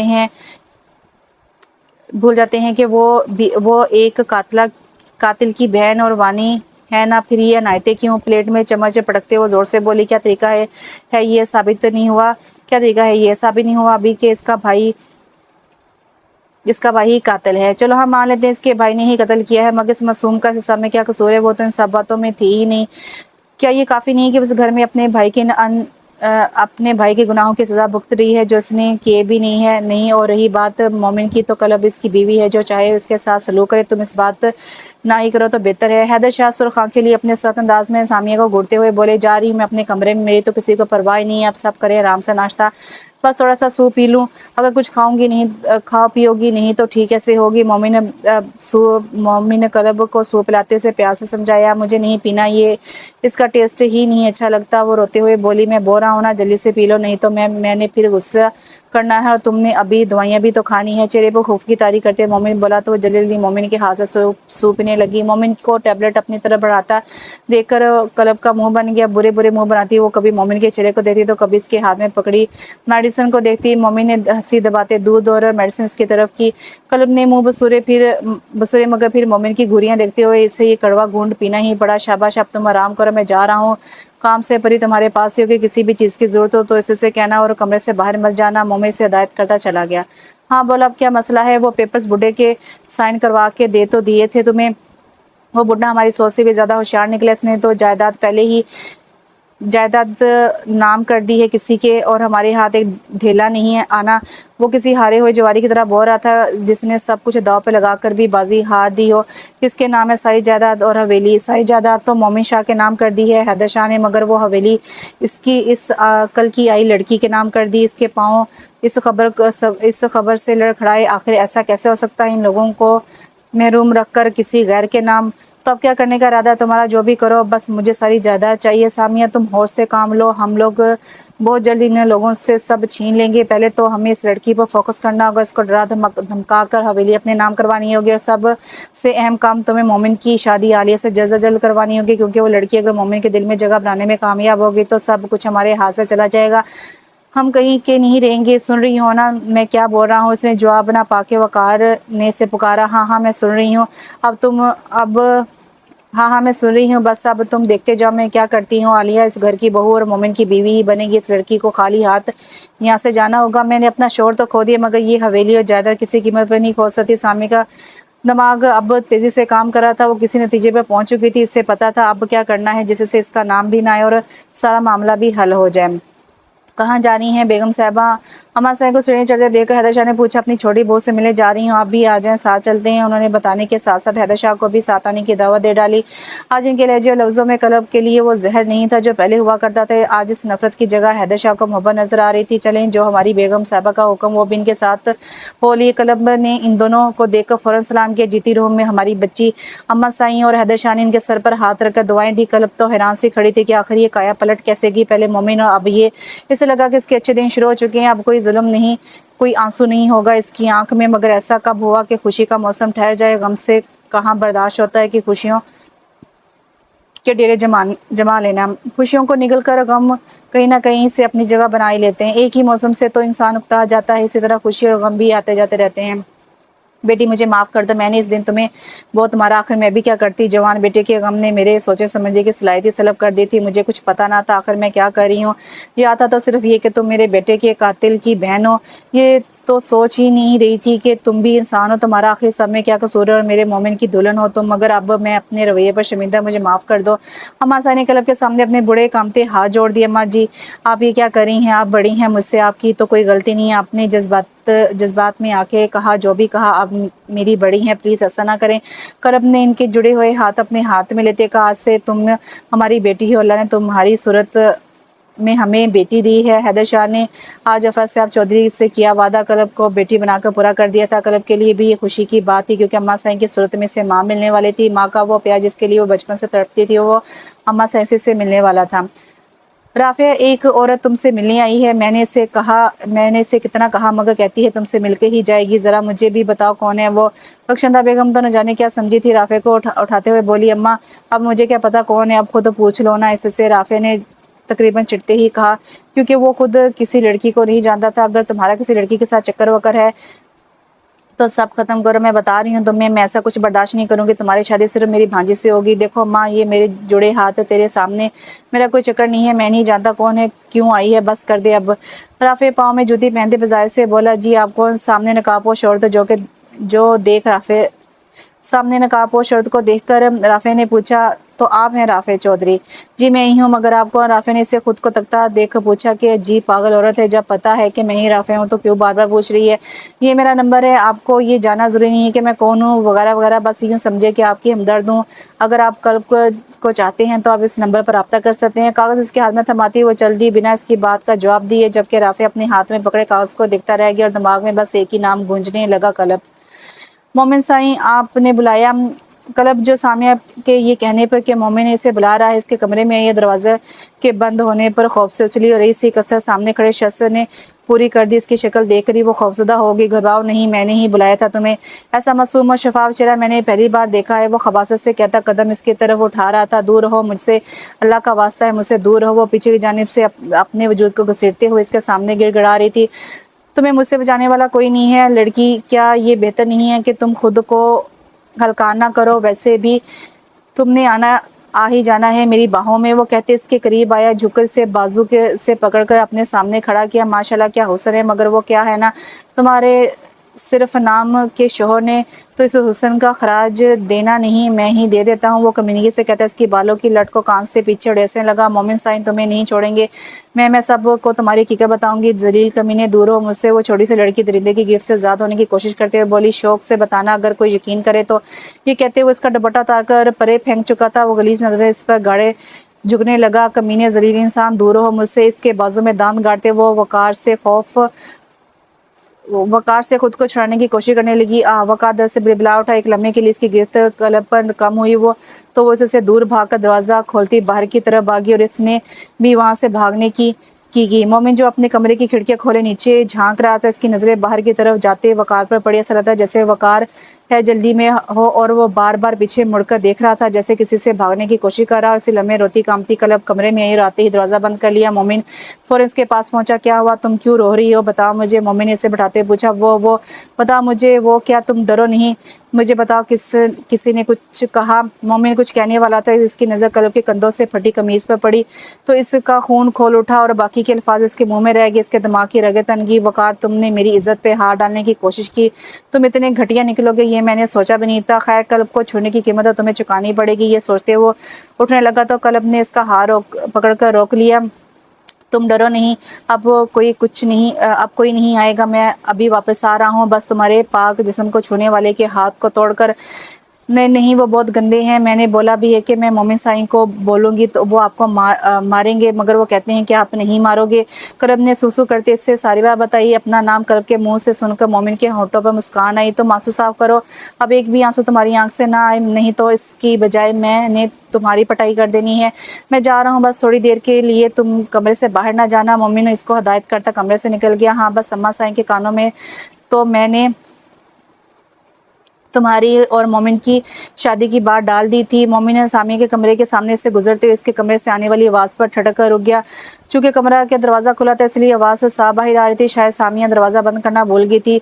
हाँ, बस वकार भी क्लब को डरा धमकाकर हवेली हमारे नाम करवा लेगा और फिर तुम मोमिन की जायदाद अपने नाम करवाना, फिर हमारा मकसद पूरा हो जाएगा। हमने जो चाहा वो हमारा होगा। फिर और वो बुढ़ा, इसे तो मैंने पहले ही डरा रखा है। इस बुढ़िया का भी अच्छा इंतज़ाम किया है। अच्छा फ़ोन रखती हूँ, एक तो इनके पोते को मैं बड़ी मुश्किल से संभाल रही हूँ, पता नहीं कब जान छूटेगी। इसके लहजे में अपने ही बेटे की नफरत थी। वो कैसी बीवी थी जिससे शोहर की मौत से फ़र्क ना पड़ा था। वो कैसी माँ थी, इस पे अपना ही लखते जिगर बोझ था जिससे वो जान छुड़ाने के चक्कर में थी। कोई इतना संगदिल कैसे हो सकता है। मोमिन को लगा वो ये सब बर्दाश्त नहीं कर पाएगा। इसके लिए ये अपने पैरों पर खड़ा होना मुश्किल हो गया था। इसे यकीन नहीं आ रहा था कि सामी ऐसा कैसे कर सकती। अगर वो किसी और के मुँह से सुनता तो कभी इस बात पर यकीन ना करता, मगर ये हकीकत थी कि वो अपने कानों से ये सब सुन चुका था। खुदा ने हकीकत इस पर वाज़ा कर दी। वो किसी बेगुनाह को इस गुनाह की सज़ा दे चुका था जो उसने किया ही नहीं था। इसने दरवाजे का सहारा लेने के लिए पकड़ा तो वो खुलता चला गया। सामने एकदम पलटे, इसके चेहरे की हवाइयाँ उड़ गई थी। मोमिन को कमरे में देखकर इसे लगा सब खत्म हो गया। मोमिन ने सब सुन लिया। सॉरी भाभी, वो मैं मुबशर को लेने आया था। आप हर वक्त अकेले इसको संभालती रहती हैं, मैंने सोचा थोड़ी देर के लिए ले आऊँ। मोमिन ने सामने के चेहरे की उड़ी हवाइयाँ देखते हुए कहा, हाँ, बहुत तंग करता है ये मुझे और तुम्हारी बीवी को, इसलिए नहीं देती हूँ कि कहीं तुम्हें बुरा ना लग जाए। सामिया ने बात बदली। अरे कैसी बातें कर रही हैं आप, इसे पकड़ा दिया करें। वैसे कौन सा इससे हवेली के काम करने होते हैं, एक बच्चा तो संभाल ही लेगी। आप रहने दे, मैं आज ही इसे कह देता हूँ। अब मुबशर को वही देखा करेगी। आपकी तो मुझे तबीयत ही ठीक नहीं लग रही। मोमिन ने फिक्रमंदी से कहने पर आलिया ने अपना माथा छुआ जहाँ इतनी सामिया ने अपना माथा छुआ जहाँ इतनी सर्दी में भी पसीने की बूंदें थी। हाँ, वो थोड़ा सर में दर्द था तो इस वजह से। अच्छा, मैं मुबशर को ले जाता हूँ, आप आराम करें। मोमिन मुबशर को उठाते वहाँ से चला गया। अरे सामी ने सुख का सांस लिया। मोमिन ने कुछ नहीं सुना, मगर बहुत देर हो गई थी। इन सबका भांडा भी चढ़ाई में फूट चुका था। दरवाज़ा खुलने पर क्लब ने सर उठाकर आने वाले को देखा। मोमिन को देखकर इसने शुक्र अदा किया क्योंकि इसे बहुत डर लग रहा था। मुबशर, इनके पास जाओ बेटा, ये आपकी आनी है। मुबशर क्लब के हाथ में देते हुए मोमिन ने कहा, जबकि वो 3 साल का बच्चा भी खुशी खुशी क्लब के साथ खेलने लगा। तुम इसका ख्याल रखना, ये तंग नहीं करता। मैं अम्मा साईं और बाबा से एक ज़रूरी बात करके आता हूँ। मोमिन के चेहरे पर अब सुकून था, ऐसा सुकून जो इंसान को सही रास्ते मिल जाने पर चेहरे का अहाता कर लेता है। मोमिन, तुम होश में तो हो, ये क्या बात कर रहे हो तुम। मोमिन की फरमाइश पर हैदर धाड़े। हाँ अब्बा सही, मैं होश में हूँ और अभी तो होश में आया हूँ। मैंने पहले ही बहुत सारा वक्त ज़ाया कर दिया। देखो मोमिन, जल्दबाजी में ऐसे फैसले नहीं किए जाते बेटा। अम्मा साई ने इसे समझाना चाहा। अम्मा साई, मैं जल्दबाजी में फैसला नहीं कर रहा, बहुत सोच समझ कर आपको ऐसा बोल रहा हूँ। और क्लब का क्या होगा, वो बच्ची जो इस हवेली में तुम्हारी दुल्हन बन के आई है, इसके साथ ये नाइंसाफ़ी नहीं होगी क्या। अम्मा साई को क्लब की फ़िक्र सताने लगी। आप इसकी फ़िक्र ना करें, मैं दोनों को पूरे हकूक़ दूंगा, किसी के साथ नाइंसाफ़ी नहीं होगी। और वैसे भी अभी वो बहुत छोटी है। मोमिन, तुम समझ क्यों नहीं रहे हो, ये सब हमारे लिए अच्छा नहीं होगा। हैदर शाह ने किसी अनजाने खौफ से कहा। बाबा साईं, आपको क्या लगता है कि मुझे आप सबकी परवाह नहीं है, आप सबकी फ़िक्र है, तभी मैं फ़ैसला कर रहा हूँ। मोमिन किस हद तक तो इनके खदशात समझ गया था। मोमिन, अगर कुछ भी गलत हुआ तो इस सब के ज़िम्मेदार तुम हो गए, ये बात याद रखना। हैदर शाह को लगता था कि आलिया इसके घर में आने के बाद असामिया की पोजीशन और मजबूत हो जाएगी और इस हवेली का शराजा ही बिखर जाएगा। बाबा साईं भरोसा रखिए मुझ पर, एक दिन आप खुद मेरे इस फैसले पर खुशी और फ़ख्र महसूस करेंगे। अल्लाह करे वैसा ही हो जैसा तुम बोल रहे हो। मुझे तो हालात किसी और से मत जाते लग रहे हैं। हैदर शाह ने सरदार भरी। मोमिन आप यहाँ, मुझे तो यकीन ही नहीं आ रहा। मोमिन को अपने घर पर अपने सामने मुस्कुराता देखकर आलिया का तो हैरत से ही मुंह खुल गया। हाँ क्यों, तुम्हारे घर आने पर कोई पाबंदी है क्या? मोमिन ने उल्टा से सवाल किया। नहीं नहीं, तो वो आप कभी आते नहीं ना? आज यूं अचानक देकर पूछा। हाँ बस तुमसे मिलने का दिल कर रहा था तो चला आया। मोमिन के जवाब पर आलिया के हाथों से मोबाइल गिरते गिरते बचा। हैरत और खुशी के तासुरात बैक वक्त इसके चेहरे पर आए। खैरियत, आज मेरी याद कैसे आई बड़े लोगों को? आलिया ने खुद को नॉर्मल करते हुए पूछा। हाँ काफ़ी दिनों से कुछ लोग दिलो दिमाग पर छाए हुए हैं तो सोचा इनका दीदार ही कर लिया जाए। अल्फाज और अंदाज में मुहब्बत मोए दिलकश मुस्कुराहट सजाए। क्या ये वही मोमिन था जो किसी लड़की को देखना भी गवारा ना करता था और आज आलिया पर हैरतों के पहाड़ तोड़ रहा था? अगर ये कहा जाए कि मोमिन एक कमाल एक्टर था तो गलत ना होगा। इसने जिस तरह आलिया के सामने एक्टिंग की, अगर इसका इसका अली या कोई और देख लेता तो गश खाकर गिर पड़ता। आलिया के पास तो कहने को कुछ था ही नहीं। इसे लगता था कि मोमिन जैसा पत्थर दिल, अपने काम से काम रखने वाला, हर वक्त नाक पे गुस्सा जमा के रखने वाला कभी इसके हार नहीं आएगा और वो कभी इसे शीशे में नहीं उतार पाएगी। मगर इधर तो सब उलट हो गया था। इसे इस सब के लिए थोड़ी सी भी कोशिश नहीं करनी पड़ी थी। मोमिन ने इसका काम आसान कर दिया था। मोमिन कदम कदम चलता आली के करीब आया, आस्ते से इसके हाथ को पकड़ गया। जबकि मोमिन की इस हरकत पर आली तो जैसे जम गई। मेरी अव्वलीन तरजीह तुम ही थी। वो लड़की तो महज वानी में आई है, मेरी बीवी के ओहदे पर कभी फाइज नहीं हो सकती आज से, बल्कि अभी से तुम ये बात ज़हनशीन कर लो कि सवेली की खानदानी बहू से तुम बनोगी और तुम मेरे पास तुम मेरे पास बहुत पास होगी और तुम खुद को दुनिया की खुश नसीब लड़की समझोगी। बस थोड़ा सा इंतज़ार। आली के चेहरे पर शर्मीली सी मुस्कुराहट बिखरी, जबकि ये कहते मोमिन के चेहरे पर पुरसरार मुस्कुराहट थी, जैसे शिकारी ने अपना शिकार को फांस लिया हो। सुनो, तुम कुछ नहीं कहोगी क्या? मोमिन ने अपनी गंभीर आवाज़ में इसके कान के पास सरगोशी की। आली की धड़कनों ने 180 की रफ्तार पकड़ी। इस शख्स के आगे तो इसके अल्फाज ही ख़त्म हो जाते थे। एक अजीब सा खूबसूरत सहर था मोमिन की शख्सियत में जो बंदे को खुद में जकड़ लेता। आप मुझे बहुत अच्छे लगते हैं, आले ने शर्मा कर कहा। तुम भी बहुत अच्छी लगती हो मुझे, मोमिन ने चेहरे पर मुस्कुराहट सजाए कहा। अब मैं चलता हूँ, बहुत जल्द अम्मा साईं और अब्बा साईं तुम्हारे घर आएंगे। मुझे यकीन है कि तुम्हारे घर वालों की तरफ से हाँ ही होगी। मोमिन तो आया था और छा गया था। आलिया को अपनी किस्मत पे यकीन ही आ रहा था। बाहर निकलते मोमिन के चेहरे पर हमेशा वाली संजीदगी आ गई थी। कुछ देर पहले वाली नरमी और मुस्कुराहट का निशान तक बाकी ना था।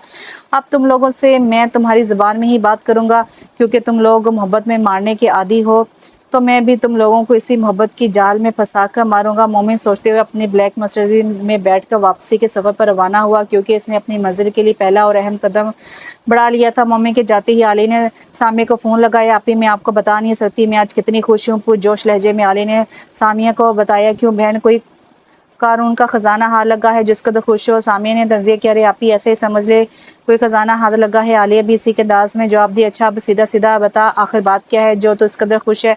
अब यूँ समझे कि अब हम अपने मकसद के बहुत करीब पहुँच चुके हैं, आलिया ने राजदाना अंदाज में कहा। अब पहले ना भिजवा, बस इतना बता कि असल बात क्या है। सामिया ने खुफगी से कहा। यूँ समझे मोमिन, आप मेरी मुट्ठी में होगा, समझने और होने में बड़ा फ़र्क है बहन। सामिया ने फिर तंज़ किया। हाँ है तो, मगर बस कर बहन, तुम ना अब रात के बजाय दिन में भी ख्वाब देने लगी हो। मैं रख रही हूँ फ़ोन। आले की बात काटते सामिया ने गुस्से से कहा। मम्मी ने मुझे प्रपोज़ किया है। सामिया को लगा आले मजाक करी है। तुम तो मजाक करी हो ना, दोबारा बोलो, अभी क्या कहा तुमने? सामिया के लहजे से बेयकीनी थी। मम्मी ने मुझे प्रपोज़ किया और बहुत जल्द वो मुझसे शादी करने वाला है। ये ना तो कोई ख्वाब है और ना ही कोई मजाक, बल्कि एक खूबसूरत हकीकत है। आलिया को तो खुशी संभालने नहीं समझ रही थी, कहीं ये सब मोमिन की चाल ना हो। आलिया सामिया तो ये सब बहुत अजीब लग रहा था। आप भी ना, मोमिन हमारे बारे में थोड़ी जानता है, वो क्यों कोई चाल चलेगा? आप भी ना। आलिया ने इसकी बात की नफ़ी की। हाँ ये बात तो भी है, मम्मी ने कौन सा ये बात जानता है कि हम क्या कर रहे हैं? चलो जो भी है, मुबारक हो तुम्हें, ये वाकई बहुत बड़ी खुशी की खबर है। अब सामने भी पुरसुकून थी। इनको लग रहा था कि अपने मकसद में कामयाब हो रही, इनके करीब पहुंच गई हैं, मगर असल में हकीकत तो कुछ और थी। वो अपनी बर्बादी और नाकामी के करीब जा रही थी।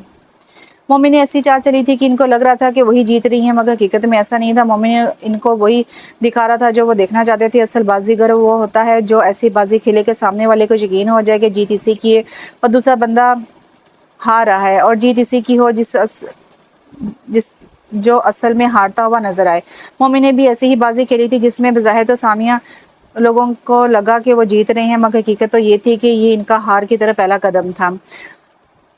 آپ جو بھی کلب کے بارے میں کیا جانتی ہیں؟ رافع نے بہت سوچنے کے بعد اس نمبر پر آخر کار ملا ہی لی جو اس کے ہاتھ میں وہ نقاب پوش تھما کر گئی تھی۔ سلام کرنے کا رواج نہیں ہے میرے خیال سے آپ کی طرف۔ سامیہ نے اس کے سلام نہ کرنے پر چوٹ کی تھی۔ السلام علیکم۔ وعلیکم السلام۔ اب لگ رہے ہو کسی اچھے خاندان کے سلجھے ہوئے لڑکے، اب سلام دعا ہوگی تو کام کی بات پہ آئیں۔ رافع اکتائے ہوئے لہجے میں بولا، نانا لڑکی ایسی بات نہیں کرنی، کیونکہ تم نہیں بلکہ میں تمہاری مدد کر رہی ہوں، وہ بھی بنا کسی غرض و تمنا کے، تو تمہیں ذرا صبر سے کام لینا ہوگا۔ سامیہ نے چبا چبا کر کہا، ہاں مگر میں نہیں مانتا، آپ صرف میری مدد کر رہی ہیں، یہاں آپ کو کوئی غرض نہیں، بلکہ مجھے تو صاف صاف لگ رہا ہے کہ اس سب میں آپ کا اپنا کوئی مفاد ہے، ورنہ کون ایسے کسی کے گھر آ کے اتنی بڑی آفر کرتا ہے؟ رافعہ بھی کوئی دودھ پیتا بچہ تو تھا ہی نہیں جو کسی کو سمجھ نہ سکے، اور ان کو جو بغیر کسی جان پہچان کسی مدد کی آفر کرے۔ ویسے کافی سمجھدار لگتے ہو تم مجھے، میں تو سمجھی تھی کہ تم پہ بہت محنت کرنی پڑے گی۔ ہاں اب آپ بتا دیں آپ ہیں کون؟ آپ کو اس سب سے کیا فائدہ ملے گا؟ آم کھاؤ گٹلیاں نہ گنو، مگر مجھے بھی پتہ تو ہونا چاہیے نا کہ کہیں تم میرے ساتھ کوئی گیم تو نہیں کھیل رہی ہو۔ رافعہ نے کہا، میں تمہاری مدد کرنا چاہتی ہوں، اگر چاہے تو بولو، اگر نہیں تو تمہاری مرضی۔ سامیہ نے اب ذرا غصے سے کہا، ایک تو وہ اس کی مدد کر رہی تھی اور وہ تھا کہ نخرے ہی ختم نہیں ہو رہے تھے اس کے۔ اچھا بولو مجھے کیا کرنا ہوگا؟ رافعہ نے سوچا، مجھے اس سب سے کیا کہ یہ کون ہے اور کیوں میری مدد کر رہی ہے؟ میرے لیے سب سے اہم یہ ہے کہ یہ میری مدد کر رہی ہے، مجھے صرف کلب سے ملنا، اسے واپس گھر لانا ہے، جیسے بھی ہو مجھے سب سے فرق نہیں پڑنا چاہیے۔ اگر تم نے ابھی کلب سے ملنا ہے تو 5 منٹ کے اندر حویلی کی پچھلی سائڈ پر بنے گارڈن میں آؤ، وہاں تمہیں کلب مل جائے گی اور تمہیں حویلی کی پچھلی جانب بھی چھوٹی سی کھڑکی ملے گی، اس کے ذریعے تم حویلی میں داخل ہونا، واپس بھی اسی کے ذریعے جانا۔ میرا کام بس اتنا ہے، کلب کو گارڈن میں بھیجوں وہ میں کر دوں گی۔ سامیہ نے سارا پلان سمجھا دیا۔ تقریباً 5 منٹ کے اندر وہ حویلی کی پچھلی سائڈ پر موجود کھڑکی کے پاس کھڑا تھا جو کہ کھلی ہوئی تھی۔ کلب تو مجھے دیکھتے ہی خوش ہو جائے گی اور فوراً میرے ساتھ چل پڑے گی، یہ سوچتے وہ کھڑکی سے کودا۔ سامنے ہی اسے دوپٹہ پھیلاتی کلب نظر آئی جو پہلے سے کافی کمزور لگ رہی تھی۔ کلب! رافعہ نے اس کے پیچھے سے آواز دی۔ کلب جانی پہچانی آواز پر پیچھے پلٹی، مگر سامنے کھڑے شخص کو دیکھ کر ساکت ہو گئی، آنکھوں سے خود بخود آنسو جاری ہو گئے۔ کلب تم کیوں رو رہی ہو؟ بس اب تم نہیں رو گی، آج سے تمہاری قید کے دن ختم ہے، میں تمہاری آزادی کا پروانہ بن کے آئی ہوں، تمہیں یہاں سے لینے آئی ہوں۔ رافعہ تو کلب کے سامنے دیکھ بولتا چلا گیا، اچھا اب چلو۔ جیسے ہی رافعہ اس کا ہاتھ پکڑنے کو آگے آیا، کلب 2 قدم پیچھے ہٹی۔ آپ چلے جائیں رافعہ بھائی، آپ فوراً یہاں سے چلے جائیں، اگر مومن صاحب نے آپ کو دیکھ لیا تو اچھا نہیں ہوگا۔ دیکھو تم ڈرو نہیں، اب میں آ گیا ہوں، بس تم میرے ساتھ چلو۔ رافعہ کو لگا وہ ڈر رہی ہے ان لوگوں سے، تب ہی اس کے ساتھ نہیں جا رہی۔ رافعہ بھائی آپ چلے جائیں، یہ ہم سب کے لیے اچھا ہے، اب میرا گھر یہ ہے، میں کہیں نہیں جا سکتی، مومن صاحب کو چھوڑ کر تو میں نہیں جا سکتی۔ کلب یہ کہہ کر وہاں رکی نہیں تھی، حویلی سے اندرونی حصے کی طرف بھاگ گئی تھی، جبکہ رافعہ وہاں اکیلا کھڑا رہ گیا تھا۔ وہ یہاں رہنا چاہتی ہے اپنے ظالم شوہر کے پاس؟ نہیں، وہ تو چھوٹی، ابھی تو وہ ڈر رہی ہے ان لوگوں کی وجہ سے، شاید یہ لوگ اس پہ بہت ظلم کرتے ہیں، اس وجہ سے وہ میرے ساتھ نہیں جا رہی، مگر میں کلب کو پھر کبھی لے کر جاؤں گا، اس جہنم سے نکال کر لے جاؤں گا۔ ابھی وہ اسی سوچ میں گم تھا کہ موبائل پر کال آنے لگی، وہ تو کب کی حویلی واپس آ چکی ہے۔ اب تم بھی اپنے گھر جاؤ میاں، آج کے لیے اتنا کافی ہے، سوچو کہ بھنور سے نکلو، حقیقت کو دیکھو، اب اگر رکے تو مومن کے بندے تمہیں نہیں چھوڑیں گے، بندے تو چھوڑ بھی دیں گے مگر اس کے کتوں کا کوئی بھروسہ نہیں ہے۔ سامنے سے بتانے کے ساتھ ساتھ ڈرانا بھی ضروری سمجھا، جا رہا ہوں میں، اور ہاں ملاقات کے لیے شکریہ۔ رافعہ بے مروت نہیں تھا، شکریہ بھی ادا نہ کرتا، شکریہ بولتے وہ حویلی سے نکل گیا۔ کہاں چلے گئے تھے تم رافعہ؟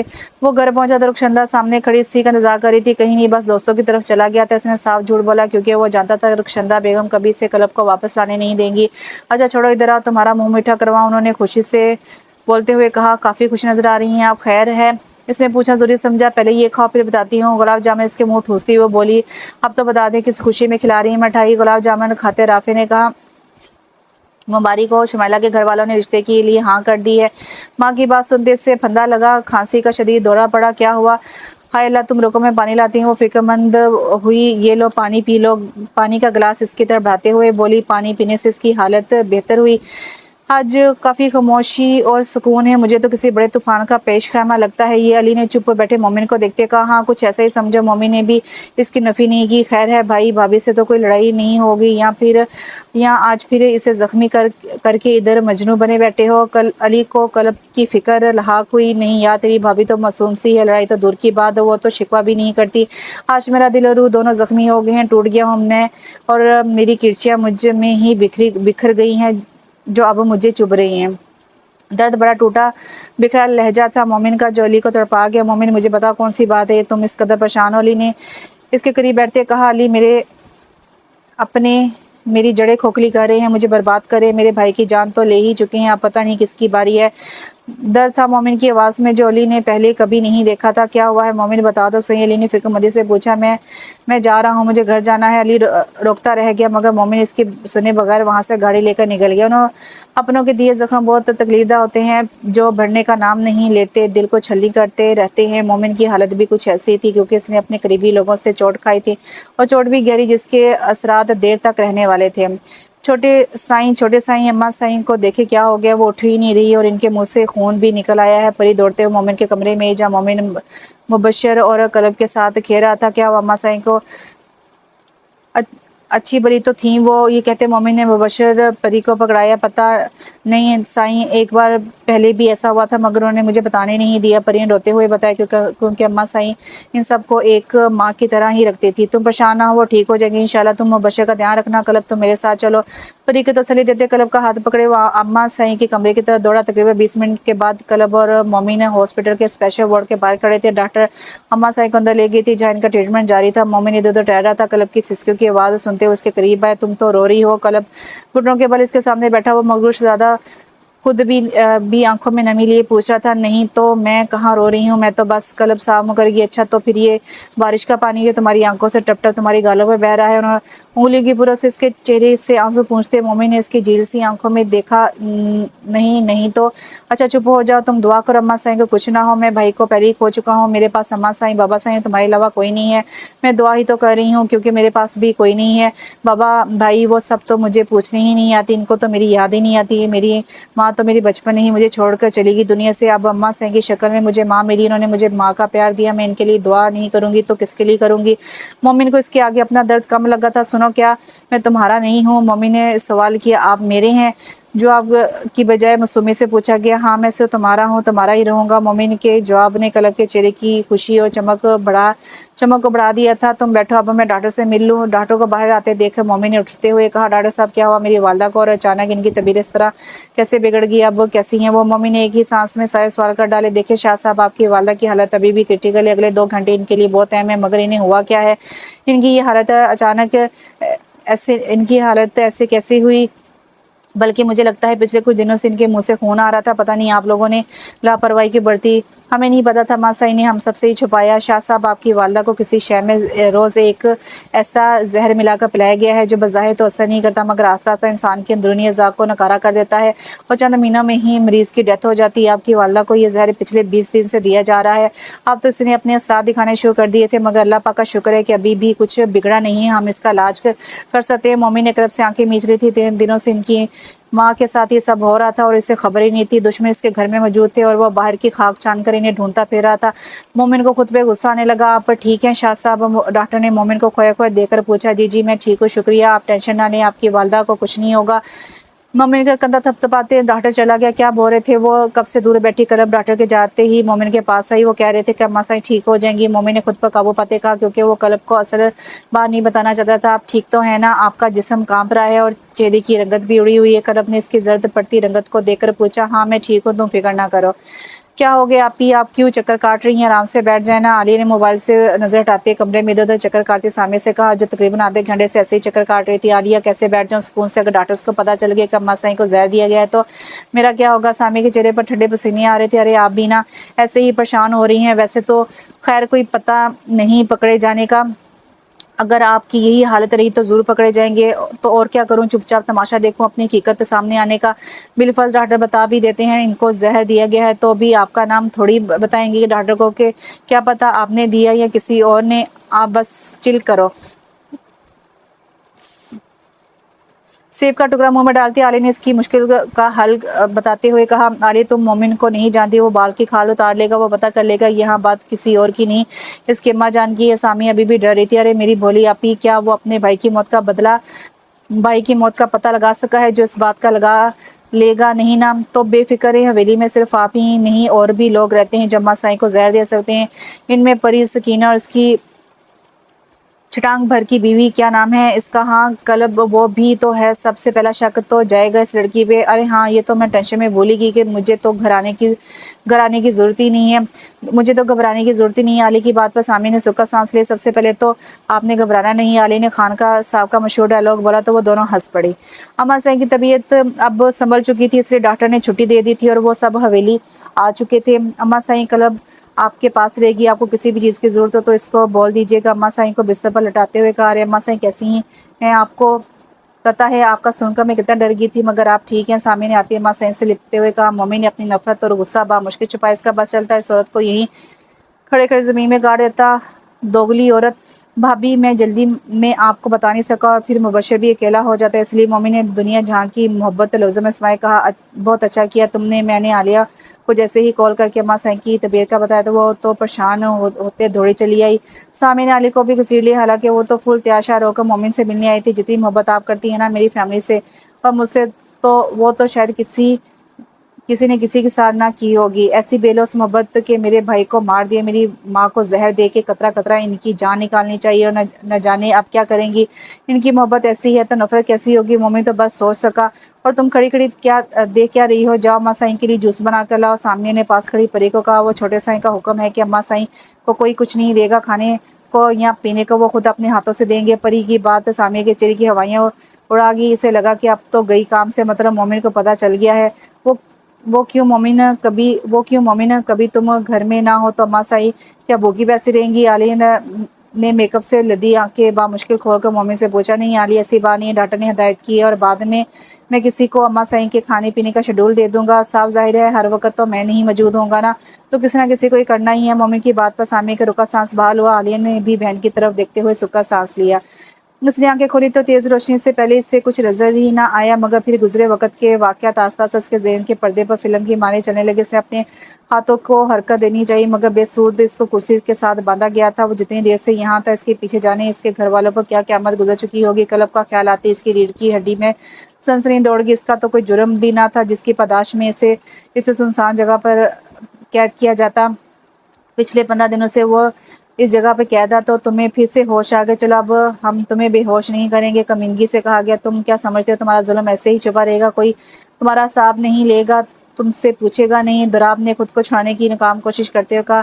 نہ ابھی ایسا کوئی ماں کا لال پیدا نہیں ہوا جو وقار احمد کی سوچ تک بھی پہنچ سکے۔ وقار نے کھولا جھاڑتے ہوئے کہا، دیکھ رہنا سچ سب کے سامنے آئے گا اور پھر تمہارا کیا ہوگا؟ جب سچ سامنے آئے گا تب کی تب دیکھی جائے گی۔ تم تو اس وقت تک اللہ کو پیارے ہو چکے ہوگے۔ وقار نے ہنستے ہوئے کہا، تمہیں بے نقاب کرنے والا تمہاری سوچ بھی پڑھے لینے والا نہ صرف پیدا ہو چکا ہے بلکہ بہت جلد تمہیں آسمان سے زمین پر لا پٹکے گا۔ دراب نے اس کی آنکھوں میں آنکھیں ڈالے کہا، پہلے تم خود کو تو بچا لو پھر ہماری بات کرنا۔ وقار کے تھپڑ نے دراب کی بولتی بند کر دی۔ تم نے کہا تھا پھر سے ملواؤ گی تم کلب سے؟ ہاں تو کہا تو تھا ملوا دوں گی، مگر پہلے کی طرح تم نے اسے لے کر تو جانا نہیں ہے۔ سامیہ نے غصے سے رافعہ کو جھڑکا۔ ہاں تو کیا کرتا؟ تو میں تم لوگوں نے اپنا ڈر ہی اس میں اتنا پیدا کر دیا ہے کہ وہ میری سنے بغیر ہی چلی گئی۔ رافعہ نے بھی کسی انداز میں کہا، اونچا اڑنے کی ضرورت نہیں ہے، زمین پہ واپس آ جاؤ تم۔ اچھا تم بھی ذرا جلدی کچھ کرو، میں مزید سے وہاں برداشت نہیں کر سکتا۔ رافعہ کو بھی احساس ہوا کہ اس سے ذرا ادب سے رہنا پڑے گا، کیونکہ اسے سامی کی مدد کی ضرورت تھی۔ تب تک اس کی باتوں کو چپ کر کے برداشت کرنا پڑے گا، کیونکہ یہ اس کی مجبوری ہے۔ ابھی تو مومن نے شادی کا فیصلہ کیا ہے، شادی کے ہنگاموں میں کچھ کرتی ہوں۔ کیا مومن شادی کرنے والا ہے؟ یہ تو اچھی خبر ہے۔ رافعہ کو واقعی اس خبر سے خوشی ہوئی تھی۔ پھر کیا وہ کلب کو طلاق دے دے گا؟ رافعہ کو ابھی بھی اندیشہ تھا کہ اگر مومن نے کلب کو آزاد نہ کیا تو ہاں اور کیا، اسے رکھ کر چاہ تھوڑی ڈالنا ہے، فارغ ہی کرے گا۔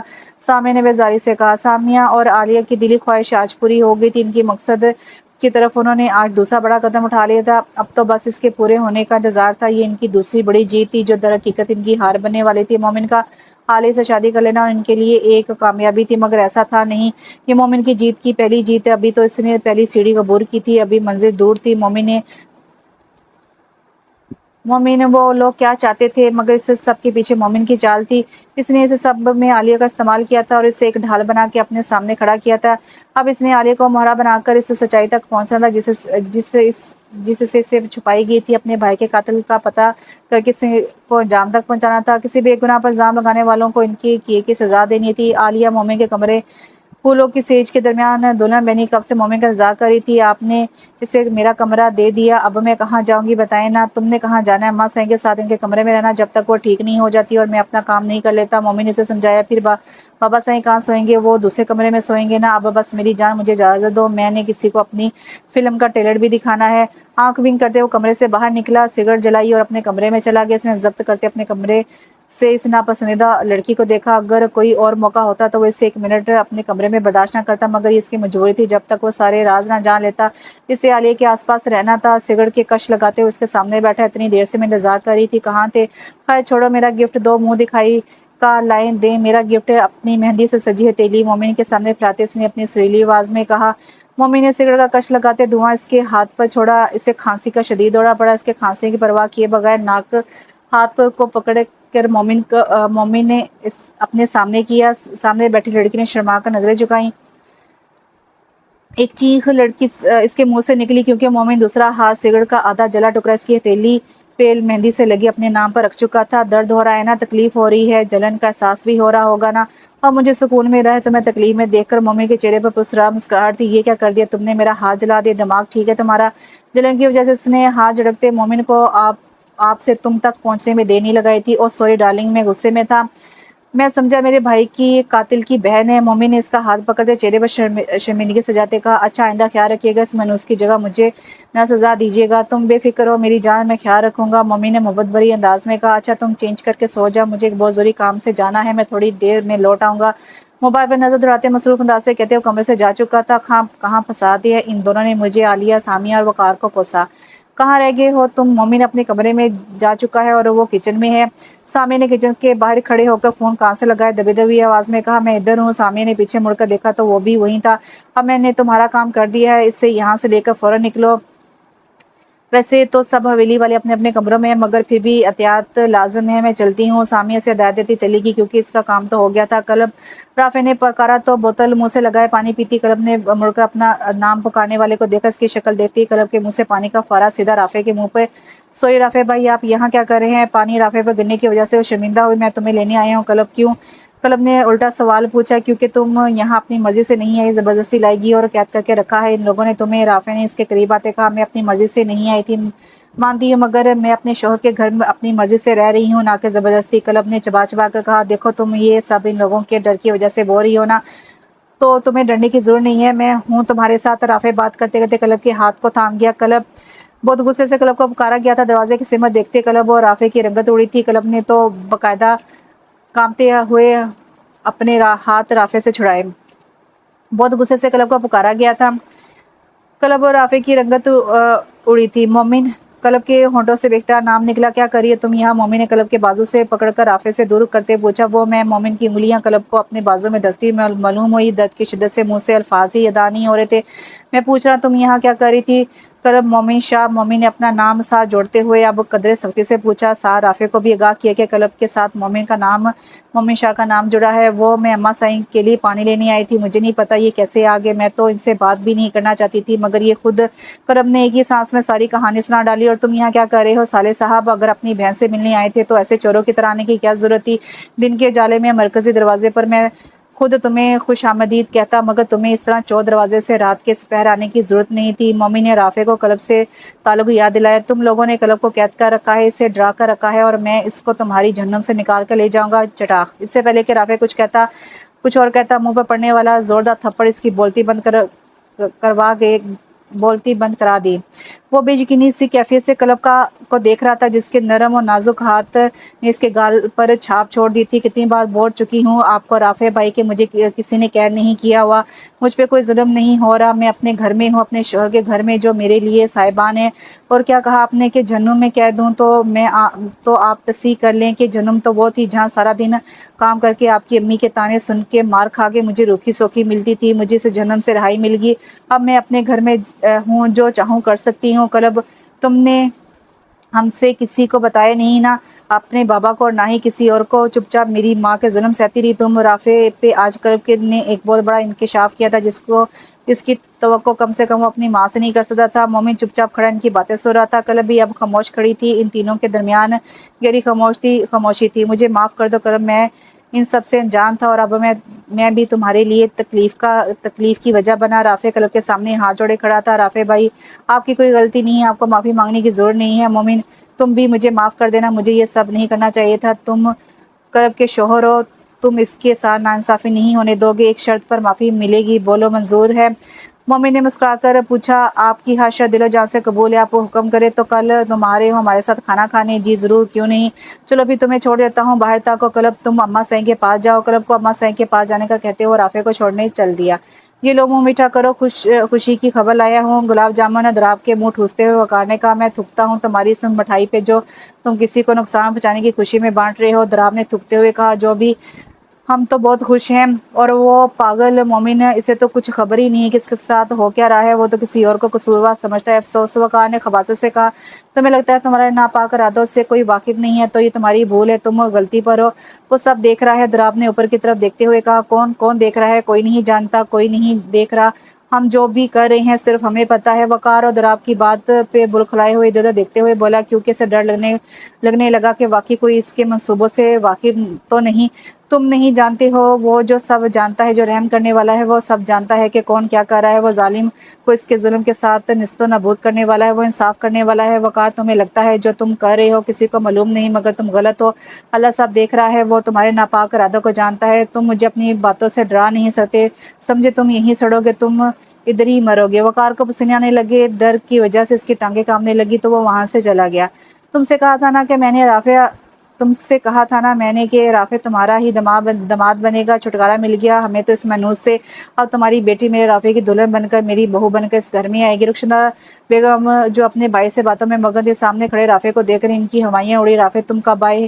میں تمہاری ہی بات کر رہی تھی، میرا بچہ فرما بردار ہے۔ رخشندہ بیگم نے بیٹے کے سامنے بات سنبھالنے کی کوشش کی، واہ اماں واہ، اب مجھے مکھن نہ لگاؤ، میں سب جان گیا ہوں جو بھی تم نے کیا۔ رافع نے تالی بجاتے ان کو داد دی۔ رخشندہ بیگم پہلے ہی فون بند کر چکی تھی، حیرانی سے بیٹے کو دیکھا، ایسے کیا دیکھ رہی ہیں؟ آپ کو تو ایوارڈ ملنا چاہیے، آپ نے بہت بڑا کارنامہ سر انجام دیا ہے نا۔ رافع نے ان کے قریب آتے ہوئے کہا، کیا ہو گیا رافع، کیسے بہکی بہکی باتیں کر رہے ہو؟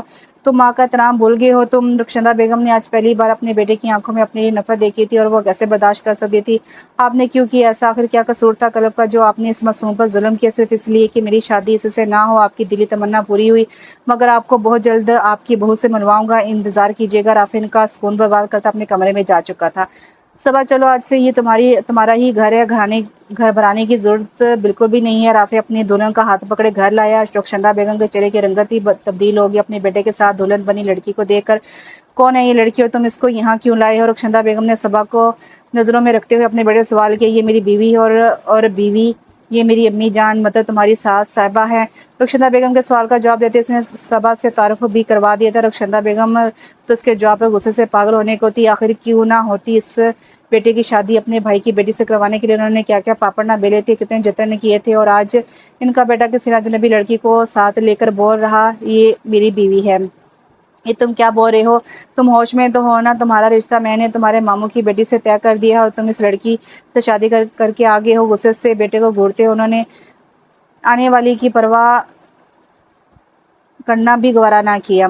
مجھے اندازہ تھا کہ آپ کا ری ایکشن کا، میں اور صبا اس کے لیے پہلے سے ہی تیار تھے، آپ نے کوئی نہ کوئی تماشا ضرور کرنا ہے۔ رافع ان کی باتوں کا ذرا اثر نہ لیا۔ رخشندہ بیگم کو اپنے بیٹے کے منہ سے سب سننا ان کے لیے اپنے پاؤں پہ کھڑا ہونا مشکل ہو گیا تھا۔ چلو صبح میں تمہیں ہمارا روم دکھا دوں، پھر ہم نے کل میری بہن کے گھر بھی جانا ہے۔ رافع تو یہ سب کہہ کر چلا گیا، مگر رخشندہ بیگم تو صدمے میں ہی چلی گئی تھی۔ وہ بیٹا جس نے ان کے سامنے کبھی اف تک نہ کی تھی، آج نہ صرف انہیں باتیں سنا گیا تھا بلکہ اتنا بڑا فیصلہ بھی خود کر کے شادی کر کے گھر آ گیا تھا۔ انہیں اب احساس ہو رہا تھا کہ اگر وہ کلب کے ساتھ کچھ برا نہ کرتی، اس پہ ظلم نہ کرتی، تو آج ان کے ساتھ بھی یہ سب نہ ہو رہا تھا۔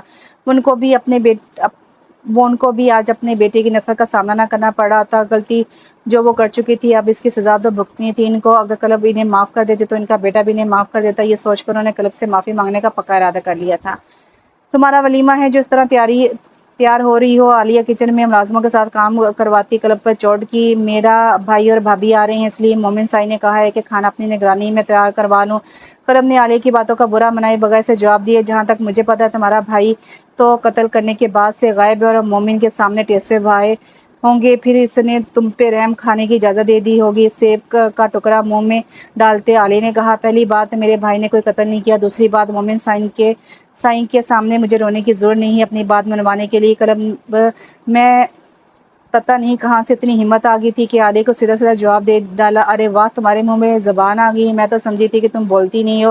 علی نے طالب جاتے اس کے گرد گھومتے ہوئے کہا، جب لوگ اپنی حد سے اور قصد سے نکل کر اپنی باتیں کرنے لگیں تو جواب دینا ہی پڑتا ہے۔ کلب نے اس کے انداز کو دیکھتے بغیر ڈر کے کہا، تمہیں تو بہت جلد میں مومن کی زندگی سے دودھ میں سے مکھی کی طرح نکال پھینکو گی، پھر پوچھوں گی کہ کیسے زبان چلاتی ہو تم میرے سامنے۔ علی نے دھمکی امیز لہجے میں کہا، وہ تو دیکھ لیں گے کون کس کو نکالتا ہے اور پوچھتا ہے، وقت سے پہلے انسان کو بڑی بڑی باتیں نہیں کرنی چاہیے۔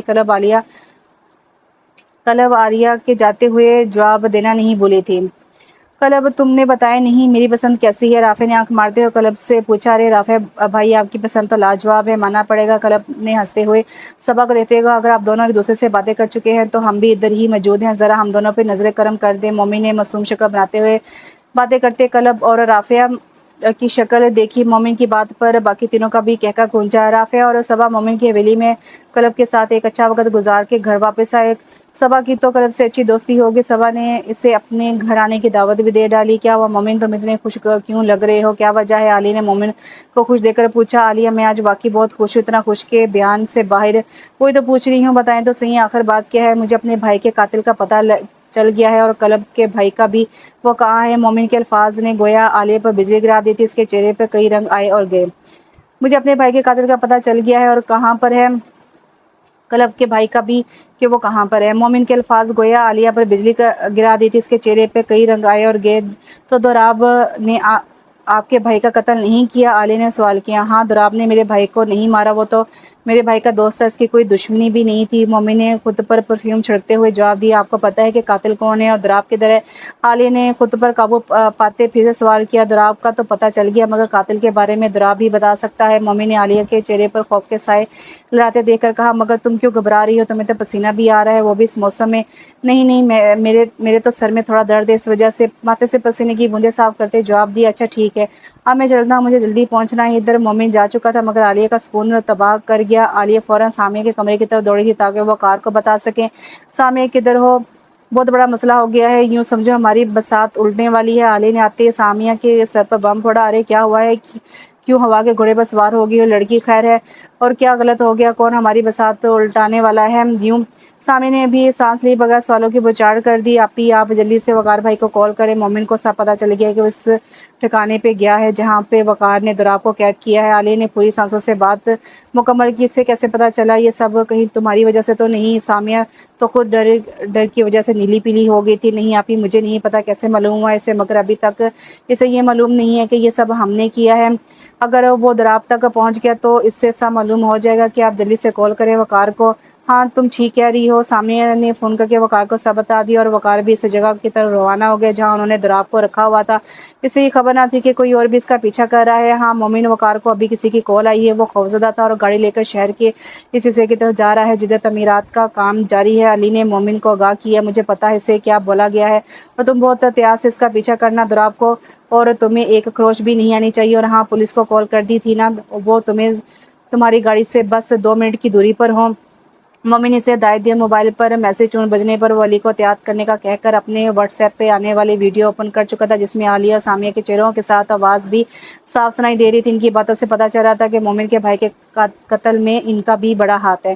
شاباش میری شیرنی، تم نے تو کمال ہی کر دیا۔ مومن نے کلب کو دل میں داد دی جس نے ان دونوں بہنوں کی ویڈیو بنا کے بھیجی تھی جو وہ لوگ ثبوت کے طور پر عدالت میں پیش کرنے والے تھے۔ وقار نے کمرے کا دروازہ کھول کر ابھی کرسیوں سے بندھے بے ہاتھ دوراب کو کھولنے کے لیے ہاتھ بڑھایا تھا کہ کھٹکے پہ پیچھے دیکھا۔ علی تم یہاں کیا کر رہے ہو؟ ایک پل کو وقار کو لگا سب ختم، میں آپ کو داد دینے آیا تھا کہ بہت ہی عظیم کام کیا ہے آپ نے، اپنے بہنوئی کو مار کے بہت ہی عظیم کام کیا۔ اب تو آپ کو سب کچھ مل گیا ہوگا نا، آپ کی وجہ سے کتنی زندگیاں داؤ پہ لگی ہیں، اب آپ خوش ہوں گے۔ علی نے کلیپنگ کرتے ہوئے کہا، دوراب تو آج مرے گا ہی مگر تمہاری موت بھی تمہیں یہاں لے آئی ہے علی، اب تم بھی نہیں بچو گے۔ وقار نے پسٹل کا رخ علی کی طرف کرتے ہوئے کہا، رک جاؤ وقار ورنہ ہم گولی چلا دیں گے۔ انسپکٹر صاحب نے وقار کو ٹریگر دباتے دیکھ کر تنبیہ کی۔ پولیس وقار کے منہ سے نکلا۔ وقار نے ٹریگر دبا دیا تھا، کمرے کے اندر گولیوں کی آواز گونج اٹھی تھی، ایک گولی مومن کا بازو چیرتی ہوئی نکل گئی تھی جو علی کو لگنے والی تھی، مگر مومن نے علی کو پرے دھکیل کر خود پہ لے لی اور انسپیکٹر کی پسٹل سے نکلنے والی گولیاں وقار کے دل کے آر پار ہو گئی تھی اور وہی دم توڑ گیا تھا۔ اس کی روح پرواز کر گئی تھی۔ مجرم کو سزا مل چکی تھی۔ مومن، تم ٹھیک ہو؟ تم نے ایسا کیوں کیا؟ لگنے دیتے مجھے گولی، میرے سامنے کیوں آئے؟ علی نے مومن کے بازو سے بہتے خون کو دیکھتے ہوئے پوچھا۔ میں ٹھیک ہوں، تم لوگ دراب کو ہاسپٹل پہنچاؤ جلدی سے، اس کی حالت کافی خراب لگ رہی ہے۔ مومن نے کرسی پر جھولتے وجود کی طرف اشارہ کیا۔ لاش کو قبضے میں لو اور زخمیوں کو جلدی سے ہاسپٹل پہنچاؤ۔ انسپکٹر صاحب نے اپنی ٹیم کو ہدایت دی۔ دراب کی حالت کے پیش نظر اسے ایڈمٹ کر لیا گیا تھا اور مومن کے بازو کو چونکہ گولی چھو کر گزری تھی، اس کی ڈریسنگ کر دی گئی تھی۔ انسپکٹر صاحب سے بات کرتے مومن نے ان کے ساتھ کی حویلی کی طرف روانہ ہوا۔ سامع کو اپنے بیٹے کا گلا گھونٹتے دیکھ کر کلب فوراً مومن کو کال ملائی اور ساتھ ساتھ عثمان کو مبشر کو چھاڑنے کی کوشش کرنے لگی۔ سامع، کیا کر رہی ہو؟ یہ تمہارا اپنا بیٹا ہے، تم اسے کیوں مار رہی ہو؟ تم ایک ماں ہو کر ایسا کیسے کر سکتی؟ چھوڑو اسے۔ فون کے اسپیکر سے کلب کی آواز، بچے کی گھٹی گھٹی آواز مومن اور انسپکٹر بخوبی سن سکتے تھے۔ حویلی پہنچتے ہی مومن اندر کی طرف دوڑا۔ لیڈی پولیس آفیسر بھی پہنچ چکی تھی۔ انہوں نے عالیہ اور سامعہ کو قابو کرنا چاہا۔ سامعہ کو تو پکڑ لیا، مگر عالیہ نے اس سے پہلے ہی خود کو گولی مار لی تھی۔ مومن نے کلب اور مبشر کو اپنے سینے سے لگایا۔ کیسے کوئی بچہ اپنا گمشدہ کھلونا ملنے پر سینے سے لگا لیتا ہے، پھر سے گم نہ ہو جائے۔ سامعہ اور وقار کو عدالت نے پھانسی کی سزا دی تھی کیونکہ ان پہ قتل کا جرم ثابت ہو چکا تھا۔ دراب نے گواہی دی تھی کہ مومن کے بھائی کا قتل کرنے والا وقار ہی تھا۔ وقار کی بہن سامعہ بھی اپنے شوہر کے قتل کروانے کی سازش میں شامل تھی۔ نہ صرف یہ بلکہ سامعہ نے یہ بھی قبول کیا تھا کہ اس نے زہر دے کر اپنی ساس اور اپنے بیٹے کا گلا گھونٹ کر مارنے کی کوشش بھی کی تھی۔ اس طرح مجرموں کو سزا سنا کے مقتول کو انصاف دلایا گیا تھا۔ ایک لالچی عورت اپنے لالچ میں محبت کرنے والا شوہر خود ہی کھو دیا تھا، اپنی ہری بھری خوشحال فیملی کا شرازہ بکھیر کر رکھ دیا تھا۔ ظلم ختم ہو جاتا ہے، ظلم مٹ جاتا ہے اور ظالم کا چہرہ بے نقاب ہو جاتا ہے۔ مومن کو اندازہ ہو گیا تھا کہ جو ہمیں نظر آ رہا ہوتا ہے یا دکھایا جا رہا ہوتا ہے وہ کہانی کا ایک رخ ہوتا ہے، کہانی کا دوسرا رخ بھی حقیقت ہو سکتا ہے۔ جلد بازی میں انسان اپنے آپ پہ قابو نہیں پا سکتا اور کسی اور کی سزا بے گناہ کو دے بیٹھتا ہے۔ مومن نے کلب سے بھی معافی مانگ لی تھی اور اسے عزت سے دھوم دھام سے رخصت کروا کے اپنے گھر لے آیا تھا۔ عثمان کو بھی ان دونوں نے اپنا بیٹا بنا لیا تھا۔ پہلے اس کا نام مبشر تھا، اس لیے میں مبشر پڑھ رہی ہوں۔ مبشر کو بھی ان دونوں نے اپنا بیٹا بنا لیا تھا۔ حویلی کی رونقیں بحال ہو گئی تھی۔ سامع کی صورت جو سیب کا سایہ حویلی پر تھا وہ اب ختم ہو چکا تھا۔ اب حویلی میں مبشر کی شرارتیں، کلب کی ہنسی اور مومن کی مسکراہٹ کے ساتھ ساتھ اماں سائیں اور حیدر شاہ کی دعاؤں کا راج تھا۔ ادھر دراب نے بھی شادی کر لی تھی۔ رافع اور صبا بھی خوشحال زندگی بسر کر رہے تھے۔ رخشندہ بیگم نے بھی کلب سے اپنے کی معافی مانگ لی تھی۔ اس طرح ایک وانی ہونے والی لڑکی کو سسرال میں ایک عزت والا مقام ملا تھا۔ جو محبت ملی تھی، شفقت اور دعاؤں کا گھنا سایہ میسر آیا تھا۔ تو کیسا لگا یہ ناول؟ اچھا تھا ناول، لیکن اس میں اردو میں بہت زیادہ مسٹیک تھی۔ اور میں آپ لوگوں کو ایک بات بتاتی چلوں کہ یہ جو ناول ہوتے ہیں یہ میں نہیں لکھتی، یہ رائٹر لکھتی ہیں، اور رائٹر کی ہی اردو کو میں پڑھتی ہوں۔ اور اس کا مطلب یہ نہیں ہوتا کہ اگر وہ جو میں اردو پڑھ رہی ہوں تو وہ میں غلط پڑھ رہی ہوں، کیونکہ جو لکھا ہوتا ہے اس کو میں پڑھتی ہوں۔ اور اس میں جیسے یہاں پر بھی پہلے وہ مبشر تھا اس کے بیٹے کا نام، اور اینڈ پہ عثمان کر دیا، اور بہت سی جگہوں پہ نام چینج تھے۔ اس طریقے سے ہوتا ہے۔ اور ہم جو وائس اوور کرنے والی ہوتی ہیں بہت کوشش کرتی ہیں کہ کہانی کو ایک صحیح سمت میں لے کر پڑھا جائے تاکہ آپ لوگوں کو درمیان میں کوئی کنفیوژن نہ ہو۔ تو یہاں پر بھی میں یہی کہوں گی کہ اگر میرے ریڈنگ سٹائل میں کوئی مسئلہ ہو تو آپ اس کو خود بھی میوٹ کر کے پڑھ سکتے ہیں اور اس کو انڈرسٹینڈ کر کے سن بھی سکتے ہیں۔ انشاءاللہ ایک نئی ناول کے ساتھ بہت جلد حاضر ہوتی ہوں۔ تب تک کے لیے دعا میں یاد رکھیں۔ اللہ حافظ۔